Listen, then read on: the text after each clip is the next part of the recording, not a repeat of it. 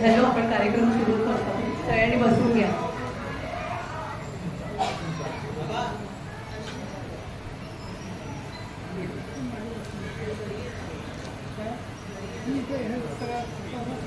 Hello, नमस्कार सगळ्यांचं. आपल्या आचार्य अत्रे गट्टावर खूप खूप स्वागत आहे मंडळी. आज आपला असा आगळा वेगळा कार्यक्रम इकडे आहे. नुकतीच 6 तारखेला आपल्याकडे शिवराज्याभिषेक आपला होऊन गेलेला आहे. त्यानिमित्ताने आपण शिल्पाताई परब आणि प्रधान यांना आपण आमंत्रित केलेलं आहे. हा आमचा आचार्य कट्टा मॅडम 14 वर्षापासून आहे. तुमचा कार्यक्रम आम्ही ऐकला होता तिकडे लायब्ररीमध्ये. तेव्हाच आम्ही ठरवलं होतं की ताईचा एक कार्यक्रम आपल्या कट्ट्यावर आपण ठेवायचा आहे. तर त्यानिमित्ताने हा कार्यक्रम होतो आहे. आजचा आमचा 175वा कार्यक्रम आहे. त्याच्या आधी आमच्याकडे खूप मान्यवर व्यक्ती ह्या कट्ट्यावर येऊन गेलेले आहेत आणि खूप छान असे कार्यक्रम इकडे साजरे होत असतात. आज जरा थोडीशी उपस्थिती वाटते, पण ठीक आहे, सगळं बसलेलं आहे. आनंद आहे त्याच्यामुळे. तुम्ही इकडे स्थानबद्ध होऊ शकता. सगळ्यांनी या टाळ्या ताईंसाठी.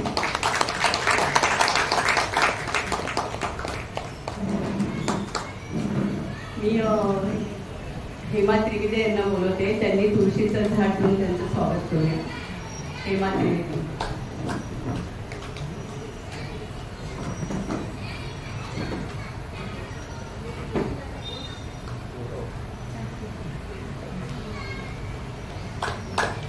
आवडसेकर एक मिनिट आवडसेकर कुठे गेले आपले फोटोग्राफर?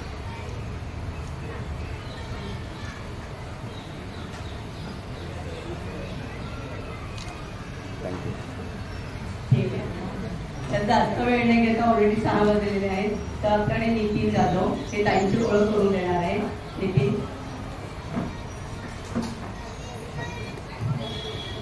धन्यवाद. हॅलो. हां, इकडे. नमस्कार. आपण कार्यक्रमाला सुरुवात करतोय.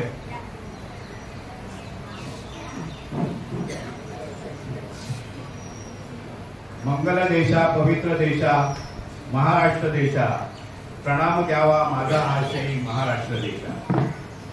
या महाराष्ट्राच्या पावनभूमीमध्ये छत्रपती शिवाजी महाराजांचा जन्म झाला आणि त्यांनी आपलं स्वराज्य स्थापन केलं. नुकतीच 6 जूनला 350वी राज्याभिषेक सोहळा पार पडला रायगडवर. आणि त्याविषयी आपण म्हणजे राज्याभिषेक शिवाजी महाराजांनी का केला, काय केलं, त्याच्याबद्दल आपण जाणून घेणार आहोत. आणि त्याच्याकरता आपल्याकडे आज शिल्पाताई आलेल्या आहेत. शिल्पाताईंची ओळख म्हणजे जसं म्हणतात ना, मुलाचे बाळाचे पाय पाळण्यात दिसतात. ताईंचे पाय आम्हाला राजगडवर दिसले होते. आमचा राजगड प्रदक्षिणेचा कार्यक्रम असतो नेचर संस्थेतर्फे. तर तिथे त्या वडिलांबरोबर आलेल्या होत्या. आणि आमच्याकडे इतिहासाचे अभ्यासक येत असतात, काही संशोधक येत असतात. तर त्यावेळेला निनाद पेडेकर आले होते. ते इतिहास संशोधक होते. त्याच वेळेला तिचे बाबा पण, अप्पा परब हे पण आलेले होते आणि त्यांच्याबरोबरही आलेली होती. आमचं लेक्चर चालू होतं आणि त्यांना काही बाबतीत क्रॉस करत होती, काही प्रश्न विचारत होती. तर तेव्हा मी म्हटलं की ही मुलगी कोण, एवढी लहान मुलगी आणि तिचा एवढा अभ्यास कसा आणि ती एवढे प्रश्न कसे काय विचारते.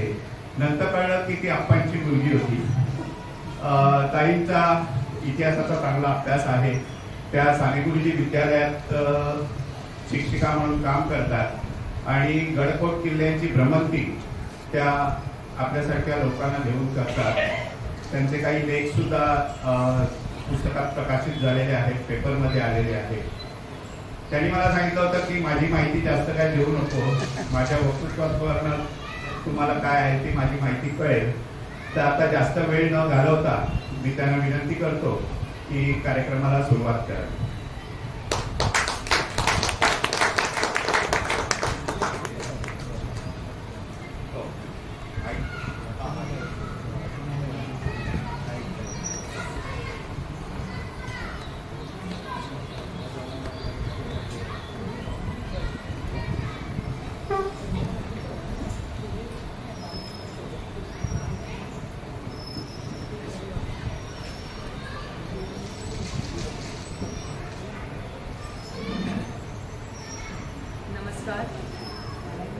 महाराष्ट्राची कुलस्वामिनी आई तुळजा भवानी, महाराष्ट्राचं कुळदैवत शंभू महादेव आणि महाराष्ट्राचं आराध्य दैवत छत्रपती शिवाजी महाराज यांना आपण प्रथम वंदन करूया.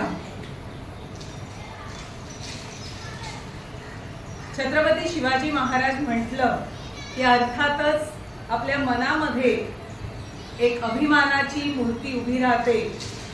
शौर्याचं ते प्रतीक असतं, चातुर्याचं ते रूप असतं आणि महाराजांचे जे काही गुण, महाराजांबद्दल जे काही आपण ऐकलेलं आहे ते आपल्या नजरेसमोर यायला लागतं. त्यामुळे महाराजांचं जीवन कुठे ना कुठेतरी आपल्याशी परिचित असतं, आपल्याला माहीत असतं. त्यांचं आणि आपलं नातं भले रक्ताचं नसलं तरी ज्या आत्मीयतेने, ज्या प्रेमाने, त्यांच्याबद्दलच्या आदराने आपण एकत्र येत असतो. त्यामुळे शिवाजी महाराज हे सगळ्यांच्या घराघरात आणि प्रत्येकाच्या मनामनात गेलेले आहेत हे आपल्याला माहिती आहे. आणि अर्थात त्यामुळे शिवाजी महाराजांचा विषय आला की आपल्याला असं वाटायला लागतं की यांच्याबद्दल अजून काय वेगळी माहिती आहे. कारण आतापर्यंत शालेय इतिहासामध्ये आपल्याला शिवाजी महाराज गडदुर्गांच्या अनुषंगाने माहीत असतात, अफजल खान भेटीच्या प्रसंगाने माहीत असतात, शास्ता खानाची बोटं तोडणारे माहीत असतात, अगदी आग्र्याला जाऊन औरंगजेबाची भेट घेतली, हे सगळं काही येतं.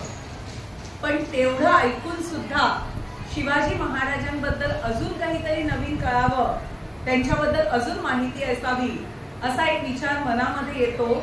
आणि म्हणून शिवप्रेमाने भारलेले, शिवमय असे झालेले आपण सर्व एकत्र येत असतो. आणि ह्या वेळेला एक निमित्त आलेलं आहे, ते अर्थातच 350व्या राजाभिषेकाचं, शिवराजाभिषेकाचं. आणि हा सुवर्ण क्षण पाहायला आपण आहोत ही अभिमानाची गोष्ट आपल्याला इथे दिसून येते. कारण ह्याच्या अगोदर 300वा कार्यक्रम मोठ्या प्रमाणामध्ये महाराष्ट्रात साजरा झाला होता. ते वर्ष होतं 1974. अर्थात ते बघण्यासाठी माझाही जन्म झालेला नव्हता. तुमच्यापैकी काही जण तर नक्की असतील, पण त्यांनी त्या काळात ते अनुभवलेलं आहे. पण हा 350वा सुवर्णक्षण पाहण्यासाठी आपण आहोत आणि हे आपलं भाग्य म्हटलंच पाहिजे. म्हणजे कुठेतरी शिवकाळाची आपले असलेली जी नाळ आहे ती आपल्याला जुळलेली दिसून येते आहे. मी विषयाला सुरुवात करते. मी पीपीटी फक्त इथे ठेवली आहे कारण मी जेव्हा बोलते आहे त्यावेळेला तुम्ही त्या अनुषंगाने थोडंसं पुढे गेलात तरी चालेल की जो विषय म्हणते, मी रायगड म्हणते, राजगड म्हणते, तर ते किल्ले तुमच्या नजरेसमोर यावेत असा माझा एक प्रयत्न आहे. कारण प्रत्यक्षदर्शी तुम्ही त्या ठिकाणी गेला असाल नसाल, पण ज्या वेळेला फोटो आपल्या समोर येतो त्यामुळे ती घटना आपल्या समोर येताना दिसून येते. शिवाजी महाराजांबद्दल आपण बऱ्याच गोष्टी ऐकतो, पण बऱ्याचशा गोष्टी अज्ञात आहेत. कारण अभ्यासासाठी म्हणावी तेवढी कागदपत्र आपल्यापर्यंत पोहोचलेली नाहीये. आणि त्या कागदपत्रांचा मागोवा घेणं, त्याचं मंथन करणं आणि त्यातून आलेल्या गोष्टी तुमच्यासमोर मांडण्याचा प्रयत्न करणारी मी एक इतिहासाची विद्यार्थिनी आहे. बाकीची ओळख काही लक्षात घेऊ नका. कारण शिवाजी महाराजांचा इतिहासाचा अभ्यास करायला एक आयुष्य कमी पडतंय याची मला आत्ताच जाणीव झाली आहे. कदाचित जर सुदैवाने पुढचा जन्म आला तो पुन्हा शिवकाळाचा अभ्यास करण्यासाठीच येऊ दे अशी मी वारंवार प्रार्थना करत असते. आणि एवढं ह्या चरित्राने भारावून टाकलेलं आहे, या व्यक्तिमत्वाने संपूर्ण आयुष्य आपलं व्यापून गेलेलं आहे की ते शिवाजी महाराजांचं आदर्श चरित्र नजरेसमोर सतत राहत असते. शिवाजी महाराजांच्या जन्माबद्दल सुद्धा आता आपल्याला अनेक गोष्टी दिसतात. अनेक ठिकाणी मोठमोठे कार्यक्रम साजरे होताना दिसतात. अगदी तारखेनुसार करायचं की तिथीनुसार करायचा ह्याचेही गोळ असतात. म्हणजे सरळ सरळ आपल्या घरातले सण समारंभ, उद्या येणारा गणेशोत्सव असेल, दसरा, दिवाळी असेल, आपण तिथीप्रमाणे साजरे करतो आहोत. आणि आपल्या लाडक्या राजांची जन्मतिथी आपल्याला माहिती आहे, तर त्यानुसार शिवजयंती साजरी व्हावी. काहींचं म्हणणं की ती एकाच दिवशी स्थिर नाहीये, तारीख बदलते आणि म्हणून त्यावेळेला इंग्रजी तारीख कोणती या अनुषंगाने आम्हाला सुट्टी द्यायला बरं पडतं, म्हणून इंग्रजी कालगणनेनुसार सुद्धा शिवजयंती सुरू झाली. असं सगळं काही वाद असतात. पण जे इतिहास अभ्यासक आहेत त्यांना तर असं वाटतं की शिवजयंती रोजच साजरी व्हावी, कारण त्याची काळाला गरज आहे. आणि शिवाजी महाराजांच्या चरित्रामध्ये आपल्याला हे वारंवार जाणवतं. आज ज्या पद्धतीने आपण महाराजांना अक्षरशः डोक्यावर घेतलंय, प्रत्यक्ष जन्माच्या वेळेला तशी स्थिती नाहीये. 1630 हे वर्ष, शिवजन्माचं हे वर्ष महाराष्ट्रामध्ये जे दुष्काळ पडलेले आहेत महत्वाचे, त्यापैकी एक महत्वाचं वर्ष असलेलं दिसतंय. आणि अशा या दुष्काळ परिस्थितीमध्ये शहाजीराजे युद्धभूमीवरती असताना 7 महिन्याचा गर्भात आपलं पोट घेऊन शिवनेरीवरती आपत्काळामध्ये त्या ठिकाणी आश्रयाला असलेल्या जिजामातांच्या मनामधल्या काय भावना असतील, एक आई म्हणून तुम्ही चांगलं समजू शकता. आणि अशा वेळेला आपल्या मनातल्या भावनांचा जो काही ओघ होता तो जिजाऊ साहेबांनी आपल्या त्या गर्भातल्या बाळाकडे वळवला. ज्याप्रमाणे भगवान श्रीकृष्णाने सांगितलेली चक्रव्यूह नीती अभिमन्यूने आत्मसात केली, त्याचप्रमाणे शिवरायांनी ती मातेच्या उदरातच आत्मसात केलेली दिसून येते. बरं, त्यांचा जन्म अशा भयानक परिस्थितीत झालेला आहे की जन्माला आल्यानंतरही आईने कौतुक कुठल्या आधारावर करावं. 1629 मध्ये अहमदनगरच्या निजामशाही दरबारामध्ये भर दिवसा जिजाऊ साहेबांच्या वडिलांचं भावाचे खून होत आहेत आणि आपल्या आईच्या सांत्वनासाठी सुद्धा त्या मातेला जाता आलेलं नाहीये. त्याच्यात आपले पतिदेव युद्धभूमीवर आहेत, त्यांच्या बरवाईची चिंता मनाला आहे आणि अशा परिस्थितीमध्ये बाळ जन्माला येत आहे. बरं, त्या बाळाचं कौतुक का नाहीये? कारण शहाजीराजे आणि जिजामातांचा हा काही पहिला पुत्र नाही. शिवाजी महाराज हे शहाजीराजे आणि जिजामातांचे 6वे पुत्र आहेत. दुर्दैवाने शहाजीराजे आणि जिजाऊ साहेबांना झालेल्या 6 बाळांपैकी 6 मुलांपैकी 4 अल्पजीवी ठरले. त्यामुळे इतिहासाच्या पानांनी त्यांची दखल घेतली नाही. पुसटसे उल्लेख आढळतात. वाचले ते 2च. थोरले संभाजीराजे जे इसवी सन 1623 मध्ये जन्माला आले आणि दुसरे अर्थातच छत्रपती शिवाजी महाराज, ज्यांचा जन्म 1630 मध्ये झालेला आहे. आता अशा या परिस्थितीत त्या मातेची अवस्था काय असेल आणि त्यामुळे आपल्या मनामधला संवाद त्या स्वाभिमानी स्त्रीने, आपल्या मनातली खंत एक अगतिक असलेल्या स्त्रीने आणि आपल्या बाळाशीच ते बोलून आपलं मन मोकळं करण्याचं काम त्या मातेने केलं असणार. आणि म्हणूनच शिवाजी महाराजांचं व्यक्तिमत्व हे वेगळं ठरलेलं आपल्याला दिसून येतं. कारण शिवाजी महाराज आणि जिजाऊ साहेबांचं नातं त्यामुळे अनोखं ठरतं.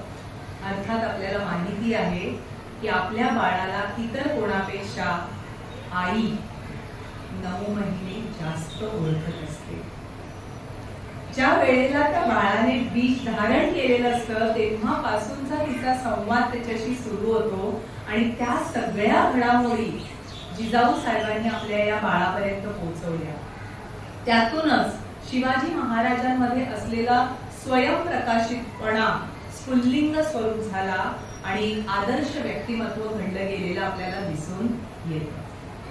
शिवाजी महाराजांच्या जन्मापासून अशा सगळ्या घडामोडी आहेत. पहिली जी 10-12 वर्ष आहेत ती अत्यंत धामधुमीची आहे.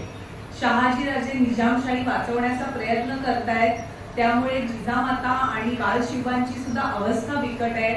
1636 मध्ये माहुलीचा तह होतोय आणि त्यानंतर शहाजीराजांना महाराष्ट्र सोडून कर्नाटकात बंगळूर क्रांती जावं लागतंय आणि संपूर्ण भोसले कुटुंब त्यांच्याबरोबर बंगळूर क्रांती गेलंय.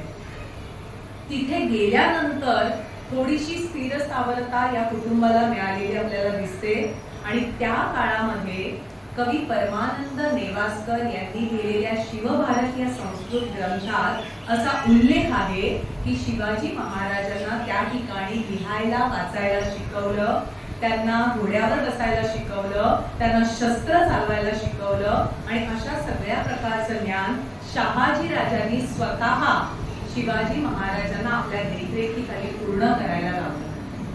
म्हणजे ही शिक्षणाची 5 वर्ष. हाच काय तो शिवाजी महाराजांच्या जीवनातला शांततेचा काळ, संपूर्ण कुटुंबाबरोबर राहण्याचा काळ. काहीतरी कुठलंही यश, कुठलंही चमकतं ठिकाण जे आपण बघतो ते त्यागावर आधारित असतं आणि शिवाजी महाराज आणि जिजाऊ साहेबांना सुद्धा तो त्याग करण्याची वेळ आली वयाच्या अवघ्या 11व्या वर्षी.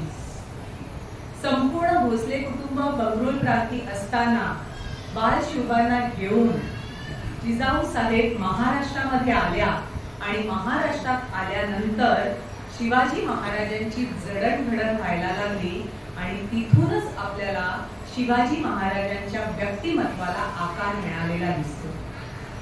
1630 ते 1680 अवघ्या 50 वर्षाचं आयुष्य महाराजांना लाभलंय. पण म्हणतात ना की आयुष्य किती आहे, किती वर्ष माणूस जगला यापेक्षा तो कसा जगला हे महत्वाचं असतं आणि हे जर बघायचं असेल तर त्यासाठी शिवचरित्राशिवाय पर्याय नाही.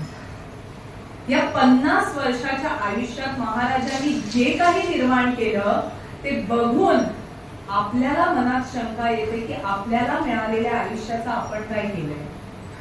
आणि पुण्यापुढे या 50 वर्षामध्ये त्यांनी निर्माण केलेलं जे काही सगळं होतं ते आज 350 वर्षानंतर सुद्धा लोकांच्या मनामनात आहे. हेच महाराजांचं यश आपल्याला पाहायला मिळतं. आता या 50 वर्षांचा किंवा अगोदरचा एक आढावा मी तुमच्यासमोर का मांडलाय याचं कारण की शिवाजी महाराजांच्या जीवनाची ही जी प्राथमिकता आहे ती बाजू आहे ती तुमच्या लक्षात यावी.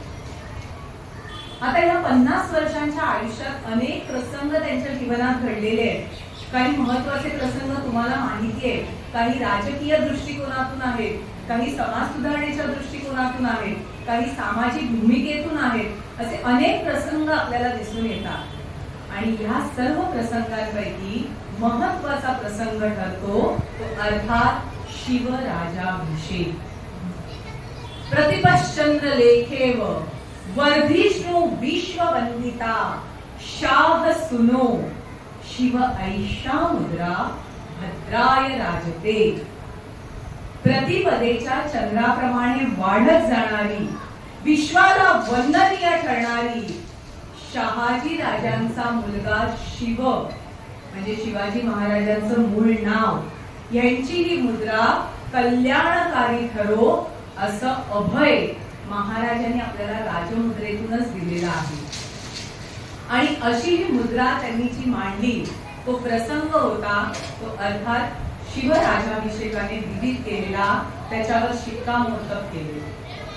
शिवाजी महाराजांच्या जीवनामध्ये जे महत्वाचे प्रसंग घडले त्याच्यामध्ये जाणत्या वयात त्यांच्याकडनं घडलेल्या गोष्टीमध्ये पहिली फतेखानाची स्वारी आहे जी 1648 मध्ये आहे. कोकणमध्ये ते आले, कोकणवर उतरले, जावळीवर विजय प्राप्त केला 1656 मध्ये. अफजल खानाला मारलेला आहे 1659 मध्ये. आणि एवढं सगळं करून सुद्धा महाराज शांतपणाने राहतायत.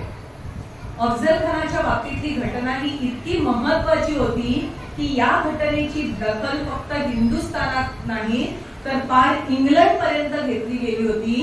कारण अफजल खान येतोय हे म्हटल्यानंतर सगळ्यांना हे निश्चिंत होतं की शिवाजी राजे संपले. महाराजांचं व्यक्तिमत्व समजून घ्यायचं असेल ना तर आधी त्यांच्या शत्रूंची उंची सुद्धा समजून घ्यावी लागते.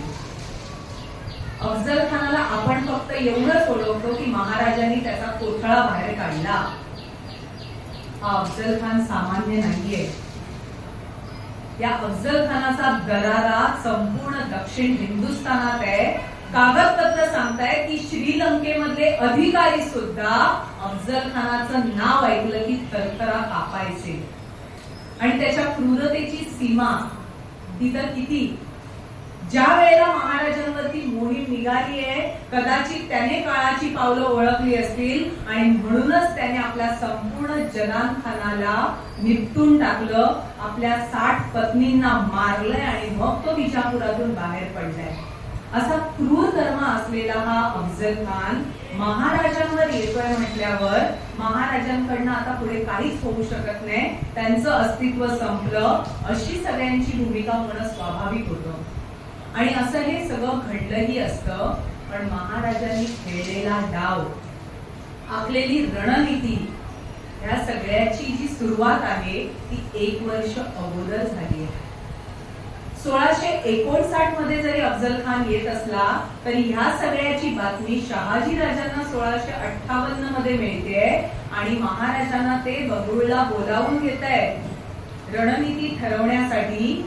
आणि ती रणनीती त्यांनी ठरवली, पण बंगळुरूला येण्याचं कारण काय दाखवलं तर शिवाजी महाराजांचा अजून एक शेवटचा विवाह, जो 8वा विवाह बंगळुरू क्रांती संपन्न केला आणि त्या कारणाखाली अफजल खानाचे सगळं मोहिमेचं धोरण महाराजांनी तिथे निश्चित केलं होतं. त्यामुळे अफजल खानाच्या मृत्यूबद्दल महाराज निश्चित होते.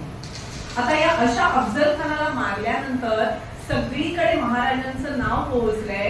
खरं तर महाराजांनी राजाभिषेक तेव्हाच करायला हवा, पण ते नाही करत. बरं, त्याच्या पुढचा प्रसंग 1665 मध्ये मिर्झा राजे जयसिंह येत आहेत. त्यांच्याबरोबर तह करून महाराजांनी आपली बुद्धिमत्ता दाखवून दिली आहे. 1666 मध्ये महाराज औरंगजेबाच्या भेटीला जात आहेत आणि त्या कळी काळाच्या दाढेतून मुक्त होऊन परत येत आहेत. तेव्हाही राजाभिषेक करू शकले नसते, पण तेव्हाही ते करत नाहीये. ह्या सगळ्या गोष्टी सांगण्याचा मतितार्थ एकच की शिवाजी महाराजांना सिंहासनाचा, राजाभिषेकाचा सोस नव्हता. त्यांना त्याबद्दलची कुठलीच गोष्ट वाटत नव्हती की आपण हे करायला हवं, कारण त्यांच्या दृष्टीने हे राज्य सर्वांचं होतं आणि म्हणून ते म्हणतायत हे राज्य व्हावे हे तो श्रींची इच्छा. पण काळाची पावलं ओळखायला लागली आणि महाराजांना राजाभिषेक करण्याची निकड भासली. त्या प्रसंगाचं वर्णन मी करते. 1666 मध्ये औरंगजेबाच्या दाढेतून ज्यावेळेला महाराज परत आले, किल्ले राजगडावर ते आले, त्यावेळेला संन्याशाच्या वेशामध्ये ते आहेत. आणि हा संन्यासाचा वेश म्हणजे काय तर त्रिदंडी संन्यासी. शिवाजी महाराज म्हटल्यानंतर आपल्या डोळ्यासमोर जी ओळख निर्माण होते ती त्यांची दाढी आणि मिशा यावर होती. आणि शिवाजी महाराजांनी नेमक्या त्याच गोष्टी काढल्या, मुंडन करून घेतलं आणि ते आपल्या सहकाऱ्यांसमोर राजगडी पोहोचले.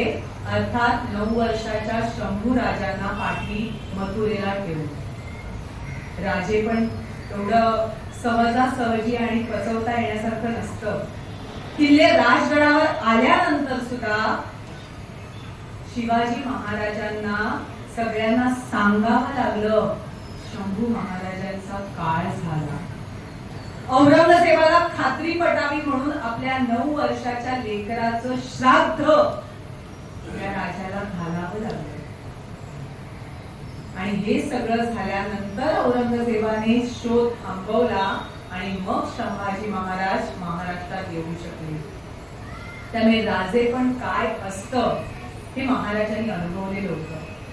साहजिकच त्यांच्या मातोश्री जिजाऊ साहेबांना वाटलं की अशा या कळी काळाच्या दाढेतून आपला सुपुत्र आणि आपला नातू सुखरूपपणे राज्यात परत आले, स्वराज्यात आले आणि हा आता आनंद आपण सर्वांसमवेत साजरा करावा. आणि म्हणून त्यांनी किल्ले राजगडाच्या पद्मावती माचीवरील राज दरबारात एक भोजन प्रसंग आयोजित केला. भोजन प्रसंगाची संपूर्ण जबाबदारी टाकण्यात आली बाळाजी आवजी चित्रे म्हणजे महाराजांच्या खासगी चिटणीसांवर. त्यांनी उत्तम तयारी केली. हळूहळू एक एक देशमुख वतनदार मावळ मुलखातले राजगड चढून यायला लागले. दिवाणी आमच्या बाहेर आल्यानंतर आपल्या जवळ असलेल्या हुजऱ्यांकडे त्यांनी आपली शस्त्र दिली, आपले जोडे त्यांच्याकडे दिले आणि दरबारामध्ये त्यांनी प्रवेश करायला सुरुवात केली.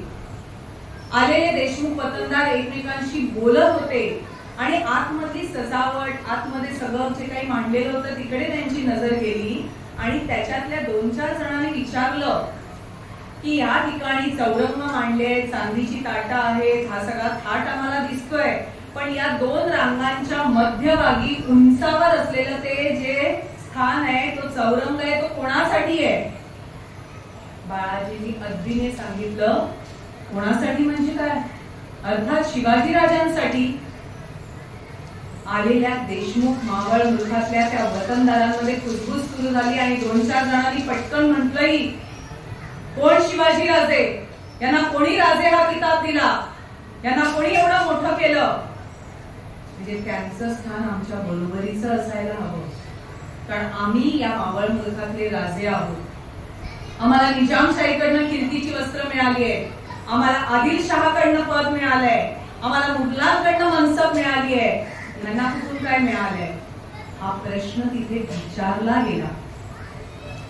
अर्थात त्या ठिकाणी थोडीशी कुजबूज वाढत गेली आणि हे झाल्यानंतर ज्यांना ते पटलं नाही असे 4-5 देशमुख आल्या पावली तो भोजन प्रसंग सोडून सरळ राजगड पायउतार झाले. पण चिटणीसांनी बाजू सावरली. तितक्यात महाराजांचं दालनात आगमन झालं. उर्वरित देशमुख वतनदारांनी लगेच आपल्या मानाप्रमाणे बसायचं काम केलं. मध्यभागीच्या उच्चासनावरती राजे स्वतः बसले. भोजन प्रसंग अतिशय शांतपणाने पार पडला. स्वतः जिजाऊ साहेब कोणाला काय हवं नको ते पाहत होत्या आणि असं सगळं होत असताना कार्यक्रम संपल्यानंतर सगळे गेले. पान सुपारीचे विडे देण्यात आले आणि त्यानंतर दुपारच्या वेळेला शिवाजी महाराजांनी आपल्या अष्टप्रधानांना आणि खासगी चिटणीसांना बोलावलं. कारण जरी महाराज त्या दालनात नसले तरी महाराज चौकस होते. त्यांना कळलं की काहीतरी देशमुख वतनदारांमध्ये गडबड झाली आहे. ती कुजबूज त्यांच्या कानापर्यंत पोहोचली गेली होती आणि त्यांनी बाळाजींना विचारलं, जेवण प्रसंगी जो काही घडलं आहे ते काय ते सांगा.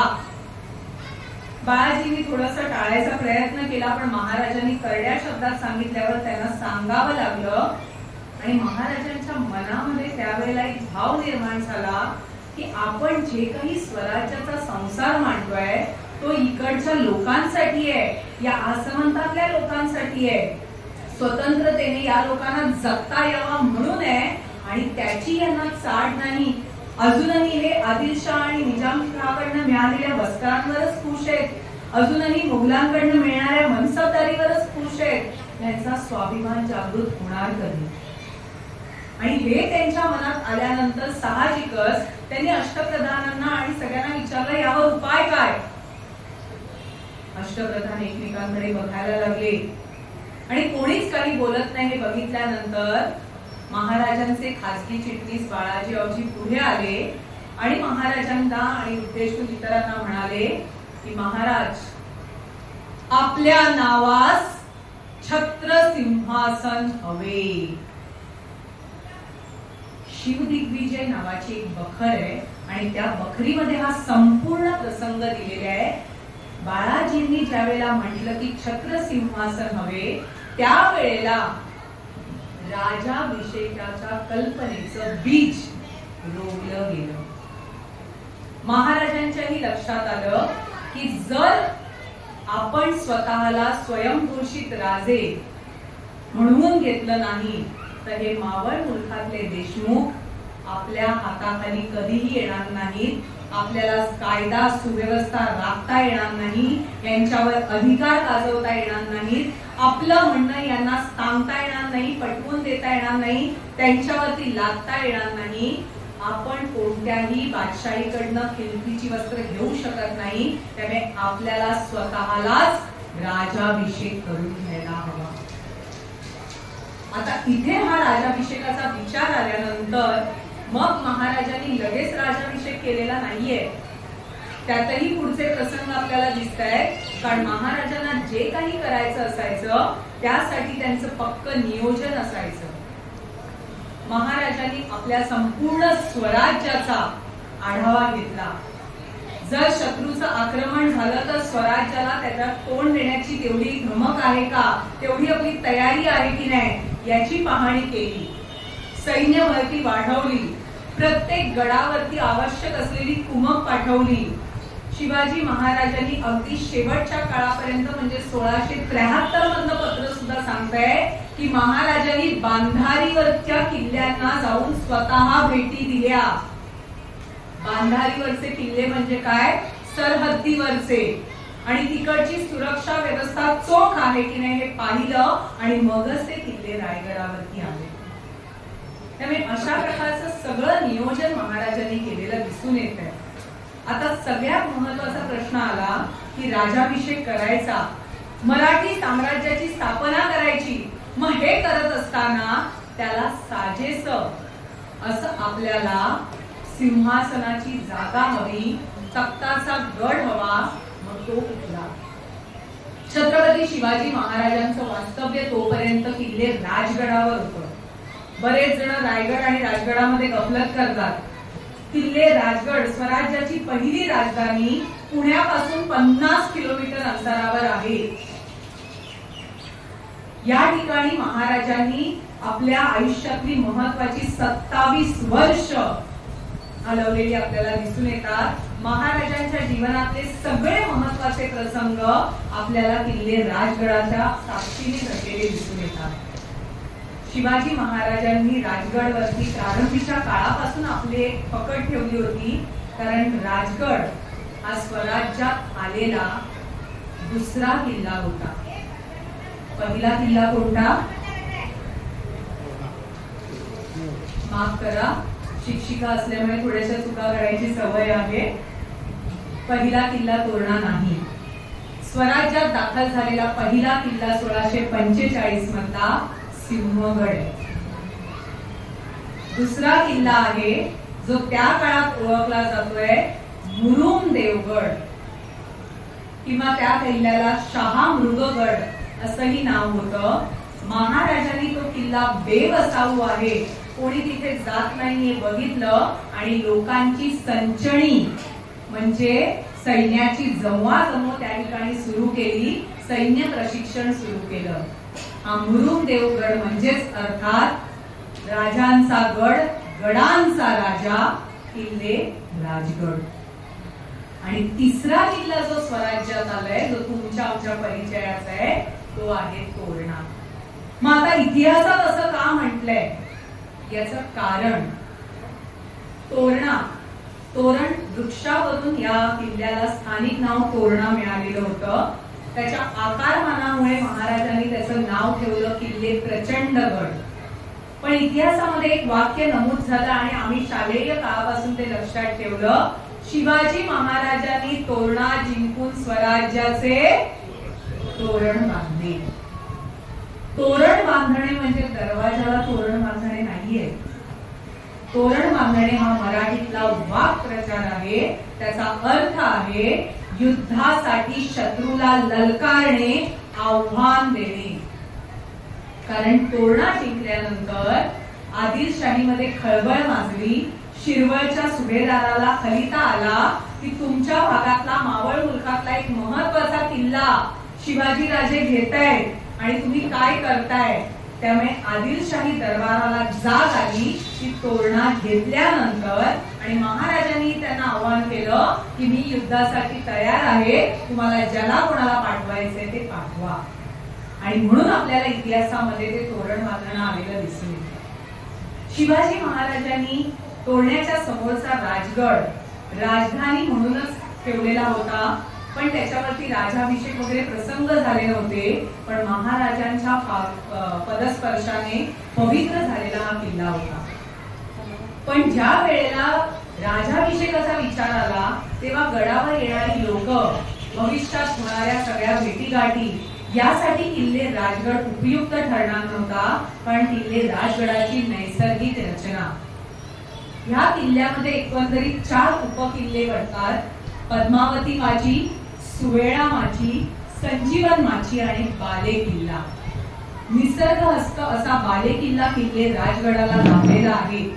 आणि या 3 माच्या या माशांमध्ये तटबंदी घालून त्या एकमेकांपासून वेगळ्या सुद्धा केलेल्या आहेत आणि त्यामुळे असे 4 किल्ले तिथे तयार झाले आहेत. पण किल्ले राजगड अतिशय अरुंद बांधणीचे आहे. वरची जागा अतिशय अरुंद होती आणि त्याच्या ज्या माच्या आहेत त्या उतरणीच्या बाजूने धोकादायक असल्यामुळे त्या भागात संपूर्णपणे तटबंदी बांधावी लागली आहे. ती सुद्धा साधारण नाही, चिलखती तटबंदी, म्हणजे एकाला एक लागून असलेली दुहेरी तिहेरी तटबंदी. आता ज्या वेळेला राजधानीचा प्रसंग आलाय तेव्हा महाराजांना कठोर निर्णय घ्यावा लागला की किल्ले राजगड आपल्याला भविष्यातल्या राजधानीसाठी उपयुक्त नाही ठरू शकत. सगळ्यात पहिलं कारण होतं की किल्ले राजगड मावळ मुलखात होता, पुण्याच्या परिसरात होता. जरी त्याची उंची 4,500 फूट असली तरी मुळात तुम्ही पुण्यामध्ये जाता तेव्हा 2,000 फुटावर पोहोचलेले असतात. किल्ले राजगडाच्या रोखाने आतापर्यंत पायथ्यापर्यंत मोहिमा पोहोचलेल्या होत्या आणि शत्रूच्या टप्प्यात येणारा हा किल्ला होता. दुसरं कारण, किल्ले राजगडाच्या परिसरात असलेले देशमुख वतनदार महाराजांना तितकेसे मानत नव्हते. प्रसंग बघून, आपत्काळ बघून महाराजांच्या पदरी ते येत होते, पण मनामधून महाराजांना ज्येष्ठत्व श्रेष्ठत्व द्यायला त्यांची तयारी नव्हती. तिसरं कारण, किल्ले राजगडाचं बांधणी, तिथलं अरुंदपण, त्यामुळे येणाऱ्या लोकांसाठी तो उपयुक्त ठरणारा नव्हता.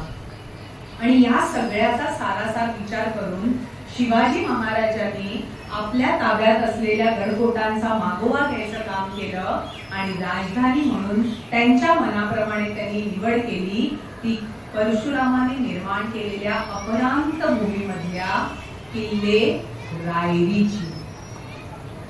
1656 मध्ये रायरी शिवाजी महाराजांच्या ताब्यात आले. तेव्हापासून रायरी बरोबर असलेली महाराजांची ओळख आहे. पण रायरीचा इतिहास फक्त महाराजांपासून सुरू होत नाही. रायरीचा इतिहास जर अभ्यासायचा असेल तर तुम्हाला तब्बल 2000 वर्ष मागे जावं लागतं. रायरीच्या पोटामध्ये सातवाहनकालीन लेणी येते. सातवाहन हे महाराष्ट्रातलं पहिलं राज्यकुळ आणि त्यांच्या काळातली लेणी आहेत. म्हणजे रायरी आसमंताला तेव्हापासून माहित असलेला आपल्याला दिसून येतो. आणि असा हा किल्ला प्रारंभीच्या काळात तो देवगिरीच्या अधिपत्याखाली होता. याचा सब्बळ पुरावा म्हणजे रायरी हे नावच. महाराष्ट्रामध्ये जे 96 कुळी मराठी आहेत ते आपल्या नावापुढे राव ही उपाधी लावतात. आणि दक्षिणेमध्ये जे क्षत्रियोचित घराणी आहेत ते स्वतःच्या नावापुढे राय ही उपाधी लावतात. त्यामुळे त्या राय, त्या क्षत्रियोचित घराण्याशी संबंधित असलेला हा किल्ला म्हणून रायरी आपल्याला ज्ञात आहे.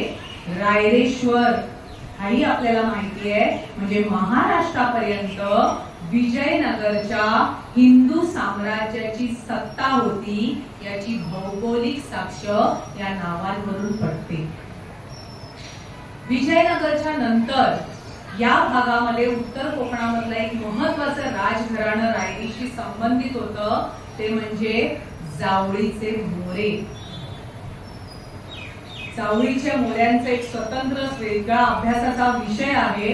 2000 वर्षापासून हे कुळ उत्तर कोकणामध्ये रांगतंय. चंद्रगुप्त मौर्याच्या घराण्यातली लोक म्हणून मोरे, मोर्चेलाचा मान, आजही त्यांचं देवक वगैरे तुम्ही बघाल तर त्याच्यामध्ये तुम्हाला या सगळ्या गोष्टी पाहायला मिळतात. आणि असं हे घराणं उत्तर कोकणामध्ये नांदतं होतं. यांची समुद्रावर सत्ता होती. ही सत्ता चालुक्य वंशीय राजांनी 6व्या शतकामध्ये मोडून काढली आणि म्हणून मौर्य घराण्याला किनारपट्टी सोडून जावळीमध्ये सह्याद्रीच्या कुशीत आश्रयाला यावं लागलं.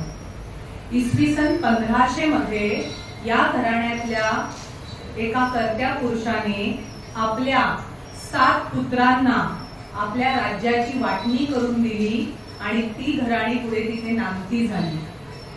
ते प्रत्येक घराणं त्या ठिकाणी राज्य करत होतं.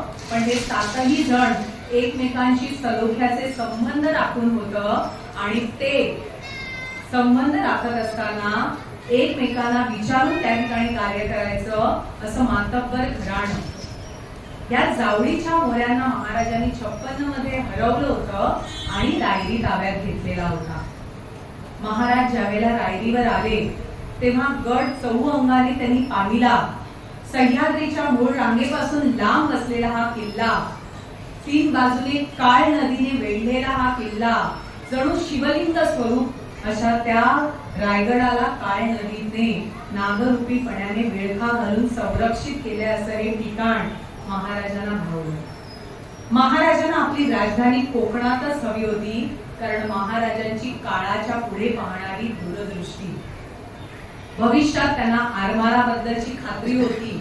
आपल्याला व्यापारात उतरायचं हेही माहित होतं, समुद्रावरती सत्ता राखायची हेही माहित होतं, आणि जर देश आणि कोकण या दोघांचा दुवा साधायचा असेल तर रायरी शिवाय पर्याय नाही हे महाराजांना कळलं. आणि इसवी सन 1670 मध्ये महाराजांनी किल्ले रायरीचं बांधकाम सुरू केलं. रायरीचं रायगडात रूपांतर झालं. मुंबईच्या इंग्रजांची 2 कागदपत्र असं सांगतात की मुंबईमध्ये आम्हाला बांधकाम करायचंय पण मजूर मिळत नाहीये, कारण या देशी शिवाजी राजे म्हणून कोणीतरी आहेत, त्यांनी इकडे एका गडाचं बांधकाम केलंय आणि त्या बांधकामासाठी त्यांनी सगळे मजूर बोलावून घेतले. त्यांना ते दुप्पट मजुरी देत आहेत आणि दिवस रात्र काम करतायत. असं प्रचंड बांधकाम कशाचं चालू होतं तर रायरीचं रायगडात रूपांतर करण्याचं. किल्ले रायरी रायगडात 4 वर्षात रूपांतरित झाली आणि राजधानी म्हणून सजली. किल्ले रायगडावर असलेल्या शिलालेखानुसारच आपल्याला कळतं की गडावरती 350 इमारती शिवाजी महाराजांनी बांधून घेतल्या. गंगासागर, कोळीण तलाव, हत्ती तलाव, काळा हौद, कुशावर्त तलाव असे 5 पाण्याचे प्रचंड तलाव बांधून घेतले. 52 पाण्याची टाकी बांधून घेतली आणि अनेक बंधारे. सगळ्या दृष्टीने रायगड सजवला आणि तो त्या ठिकाणी उभा केला. राजाभिषेकासाठी आवश्यकतेप्रमाणे त्याची सुरुवात केलेली दिसून येते. आता अशा या रायगडावरती ज्या वेळेला महाराज पहिल्यांदा गेले, त्यांनी संकल्पित राजधानी म्हणून विचार केलाय, त्यावेळेला त्या ठिकाणी रायगडाच्या अत्युच्च अशा एका खडकावर वास्तुपुरुषाचं पूजन केलं आणि त्या ठिकाणी ते पूजन केल्यानंतर मग त्यांनी रायगडाच्या बांधणीला सुरुवात केली. माफ करा, मी तुमच्या काही मतांना थोडासा धक्का देते, पण किल्ले रायगडाची बांधणी आली की डोळ्यासमोर फक्त एक नाव येतं, सेवेचे ठाई तत्पर हिरोजी इटळकर. पण हे एक नाव झालं.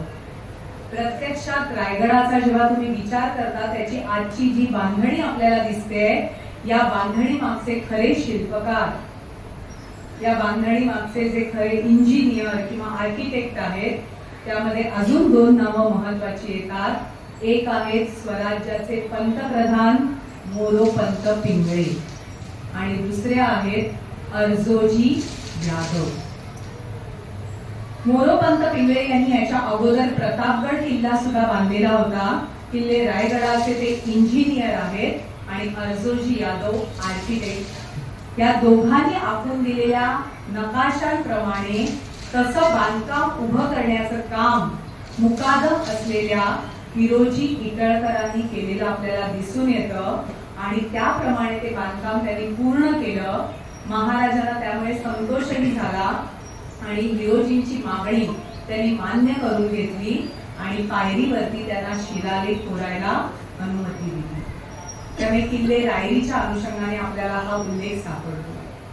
आता रायगडाच्या बाबतीमध्ये आपण आलोय. राजाभिषेक रायगडावरती का होतोय किंवा ही राजधानी म्हणून का निवडली गेली आहे इथपर्यंत आपल्याला कळलंय, किंवा राजाभिषेक का करायची गरज महाराजांना वाटली हेही समजलं. आता अजून थोडेसे धक्के द्यायला हरकत नाही. शिवाजी महाराजांचे एकंदरीत 3 राजाभिषेक झाले. पहिला राजाभिषेक आहे 14 जानेवारी 1656 मकर संक्रांतीच्या मुहूर्तावर जावळी खोऱ्यात झालेला राजाभिषेक. पंडित संकर्षण सकळकळे यांनी लिहिलेल्या पोथीमध्ये या राजाभिषेकाचा उल्लेख आढळतो आणि त्याच्यातच आपल्याला असं कळतं, शिवाजी महाराजांनी जावळी मोहीम प्रसंगी वेळी विशाळगडच्या मोरे घराण्यातल्या कन्येशी विवाह केला, नंतर जावळीमध्ये स्वतःला राजाभिषेक केला आणि सगळीकडे दवंडी पिटवली की यापुढे जावळीचे राजे मोरे नसून भोसले आहेत. हा महाराजांचा पहिला राजाभिषेक होता.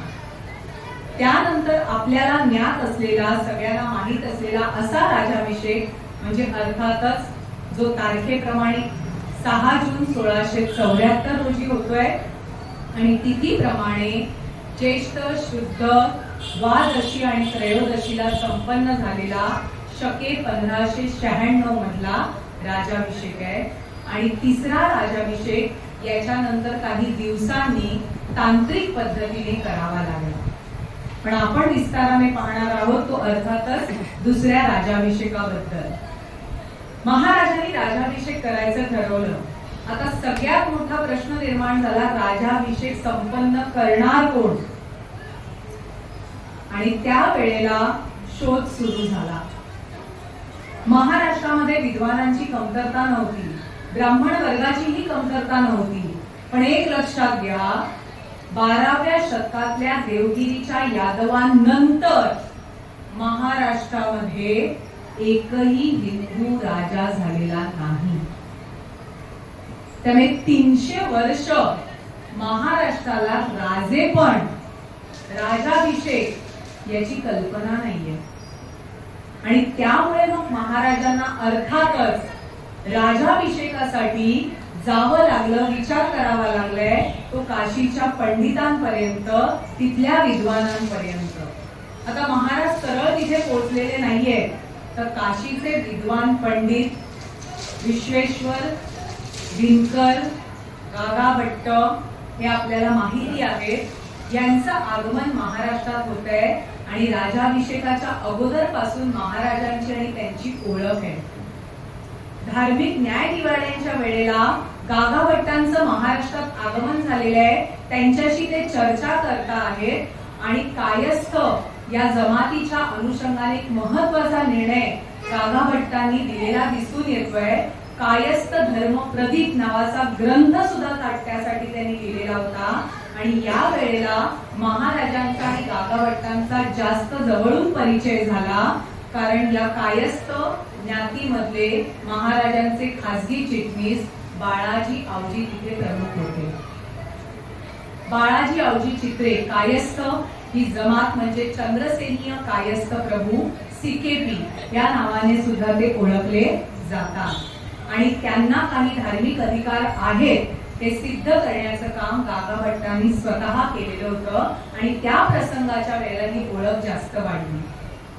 गागा भट्टांची विद्वत्ता महाराजांना माहीत होती आणि म्हणून राजाभिषेकाच्या अनुषंगाने त्यांनी त्यांच्यावर जबाबदारी सोपवण्याचं ठरवलं.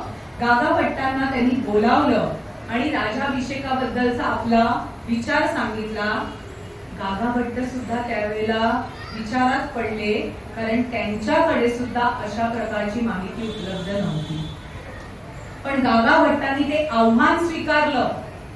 त्यांनी ठरवलं की बाबा हे राजाभिषेक करायचंय, मला काही काळाचा अवधी लागेल. आणि त्यांनी आपल्या सगळ्या पोथ्या पुराणांचा अभ्यास केला, महाभारत रामायणाचा अभ्यास केला, प्रभू रामचंद्रांना कशा प्रकारे राजाभिषेक झालाय, युधिष्ठिरांना कशा प्रकारे राजाभिषेक झालाय हे शोधून काढलं, महाराजांच्या पत्रिकेचा अभ्यास केला. आणि त्यानंतर गागा भट्टांनी स्वतः आपले गुरुबंधू अनंत भट्ट यांच्या मदतीने एक पोथी तयार केली आणि या पोथीचं नाव आहे राजाभिषेक प्रयोग विधी. मला वाटतं नितीन दादा तुमच्या इथे पण हा प्रश्न आला असेल, कारण मी जिथे जिथे जाते त्यावेळेला मी आग्रहाने हा शब्द वापरायला सांगते, राजाभिषेक का. हे मी नाही म्हटले हो, गागा भट्टांनी स्वतः म्हटलंय. त्यांनी त्यांच्या पोथीचं ते नावच ठेवलेलं आहे. त्यांनी त्या ठिकाणी त्याला राजाभिषेक प्रयोग विधी म्हटलेलं आहे, कारण अभिषेक राजांवर झालाय. अख्ख्या राज्यावर नाही.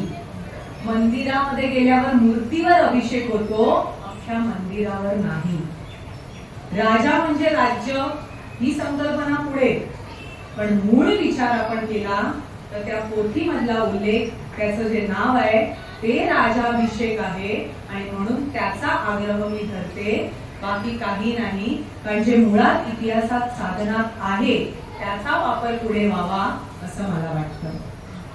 आणि हे फक्त याबद्दल आम्ही आग्रही नाही आहोत, अजून एका गोष्टीबद्दल पण आग्रही आहोत. कारण आपण मराठी भाषिक आहोत, आपली मातृभाषा जर आपल्याला टिकवायची असेल, आपल्या भाषेमधल्या काही गोष्टी ज्या काळात काही चुकीच्या आल्या आहेत, रुजल्या गेल्या आहेत, त्या दूर करायला हव्या. जसं राजाभिषेक या शब्दाबद्दल मी आग्रही आहे, त्याचप्रमाणे अजून एका शब्दाबद्दल पण मी आग्रही आहे. औरंगाबाद शहराचं नाव बदलून काय केलंय? कोणता स वापरलाय? समय. बरोबर आहे. आता इथे आपल्याला दिसतंय की शिवाजी महाराजांचं नाव, मूळ नाव शिव आहे. त्यांच्या नाण्यांवर सुद्धा आहे श्री राजा शिव, त्यांच्या मुद्रेमध्ये सुद्धा आहे. आणि ते नाव पुढे आकारांती बोलवताना होतं, त्याला आदरार्थी जी प्रत्यय लागतो आणि त्यानंतर आपण त्यांना महाराज म्हणतो आणि शिवाजी महाराज येतात. त्याचप्रमाणे संभाजी महाराजांचं मूळ नाव त्यांच्या नाण्यांवर आहे श्री राजा शंभू, त्यांच्या मुद्रेवर आहे शंभू. त्यामुळे तो शहामृगातला आहे, समईतला नाही. आणि शंभू या नावाचा अर्थ काय? तर भगवान शंकर. पण जर तुम्ही संभाजी घेतलं, स घेतलं तर संभ या शब्दाला काय अर्थ आहे मला माहित नाही. तो सांब ब असता पुढे तरी मान्य केलं असतं, कारण आपण शिवाला सांब हा शब्द सुद्धा वापरतो, पण संभ या शब्दालाच अर्थ राहत नाहीये. त्यामुळे तो शब्द शंभू आहे आणि त्यामुळे महाराजांचं नावही संभाजी महाराज असलं पाहिजे हा आग्रह आम्ही करतो. कारण जे इतिहासात आहे, जे मुळात आहे ते तुमच्यापर्यंत पोहोचायला हवं. काळाच्या ओघात काही विस्मृतीत गेलं असेल तर ते आपण पुनरुज्जीवित करायला हवं. मग हे स प्रकरण कुठून आलंय? तर हे आलंय फारसी लेखनातून. फारसीमध्ये लेखन करत असताना श या अक्षराचा वापर ते करत नाही, त्याच्याऐवजी स वापरतात. त्यामुळे शिवाजी महाराजांना सुद्धा शिवा, शाहू महाराजांना सुद्धा साहू असे शब्द वापरलेले दिसून येतात. पण त्यांच्या नावात आपण बदल करून घेतले, फक्त राहिले संभाजी महाराज.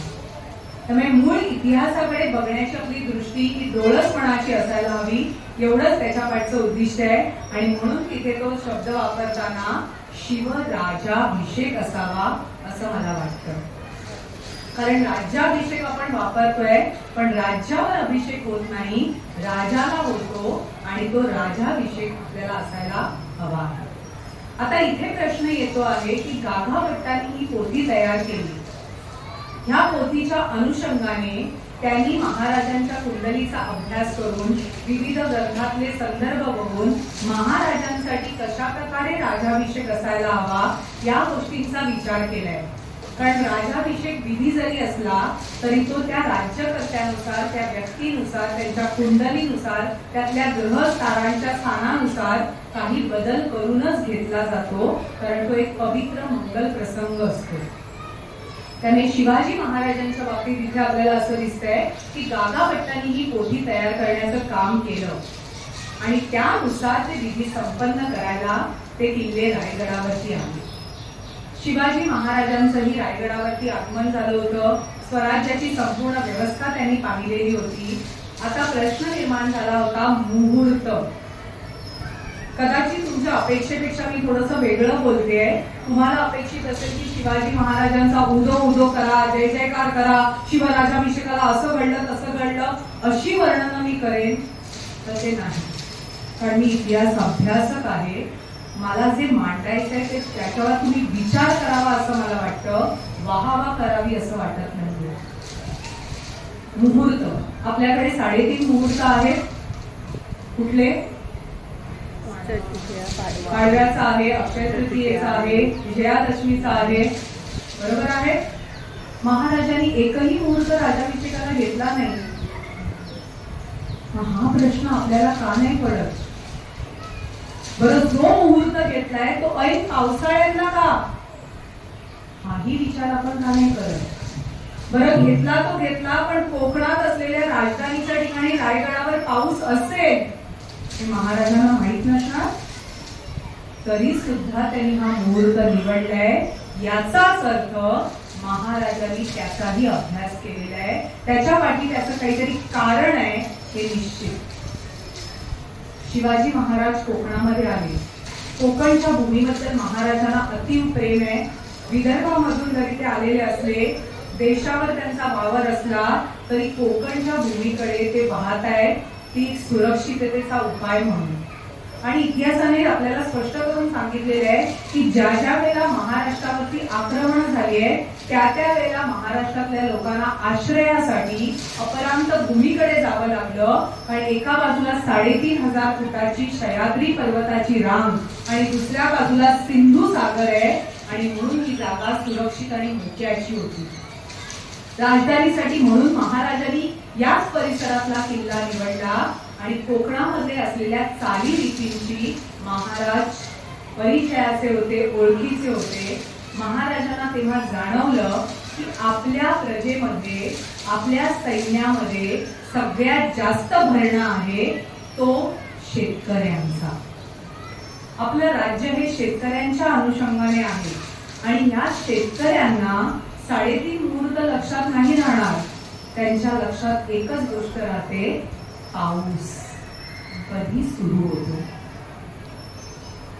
आणि माझ्यापेक्षा तुम्हाला कदाचित जास्त चांगलं माहित असेल की पाऊस सुरू होताना आपण काही नक्षत्रांचा विचार करतो.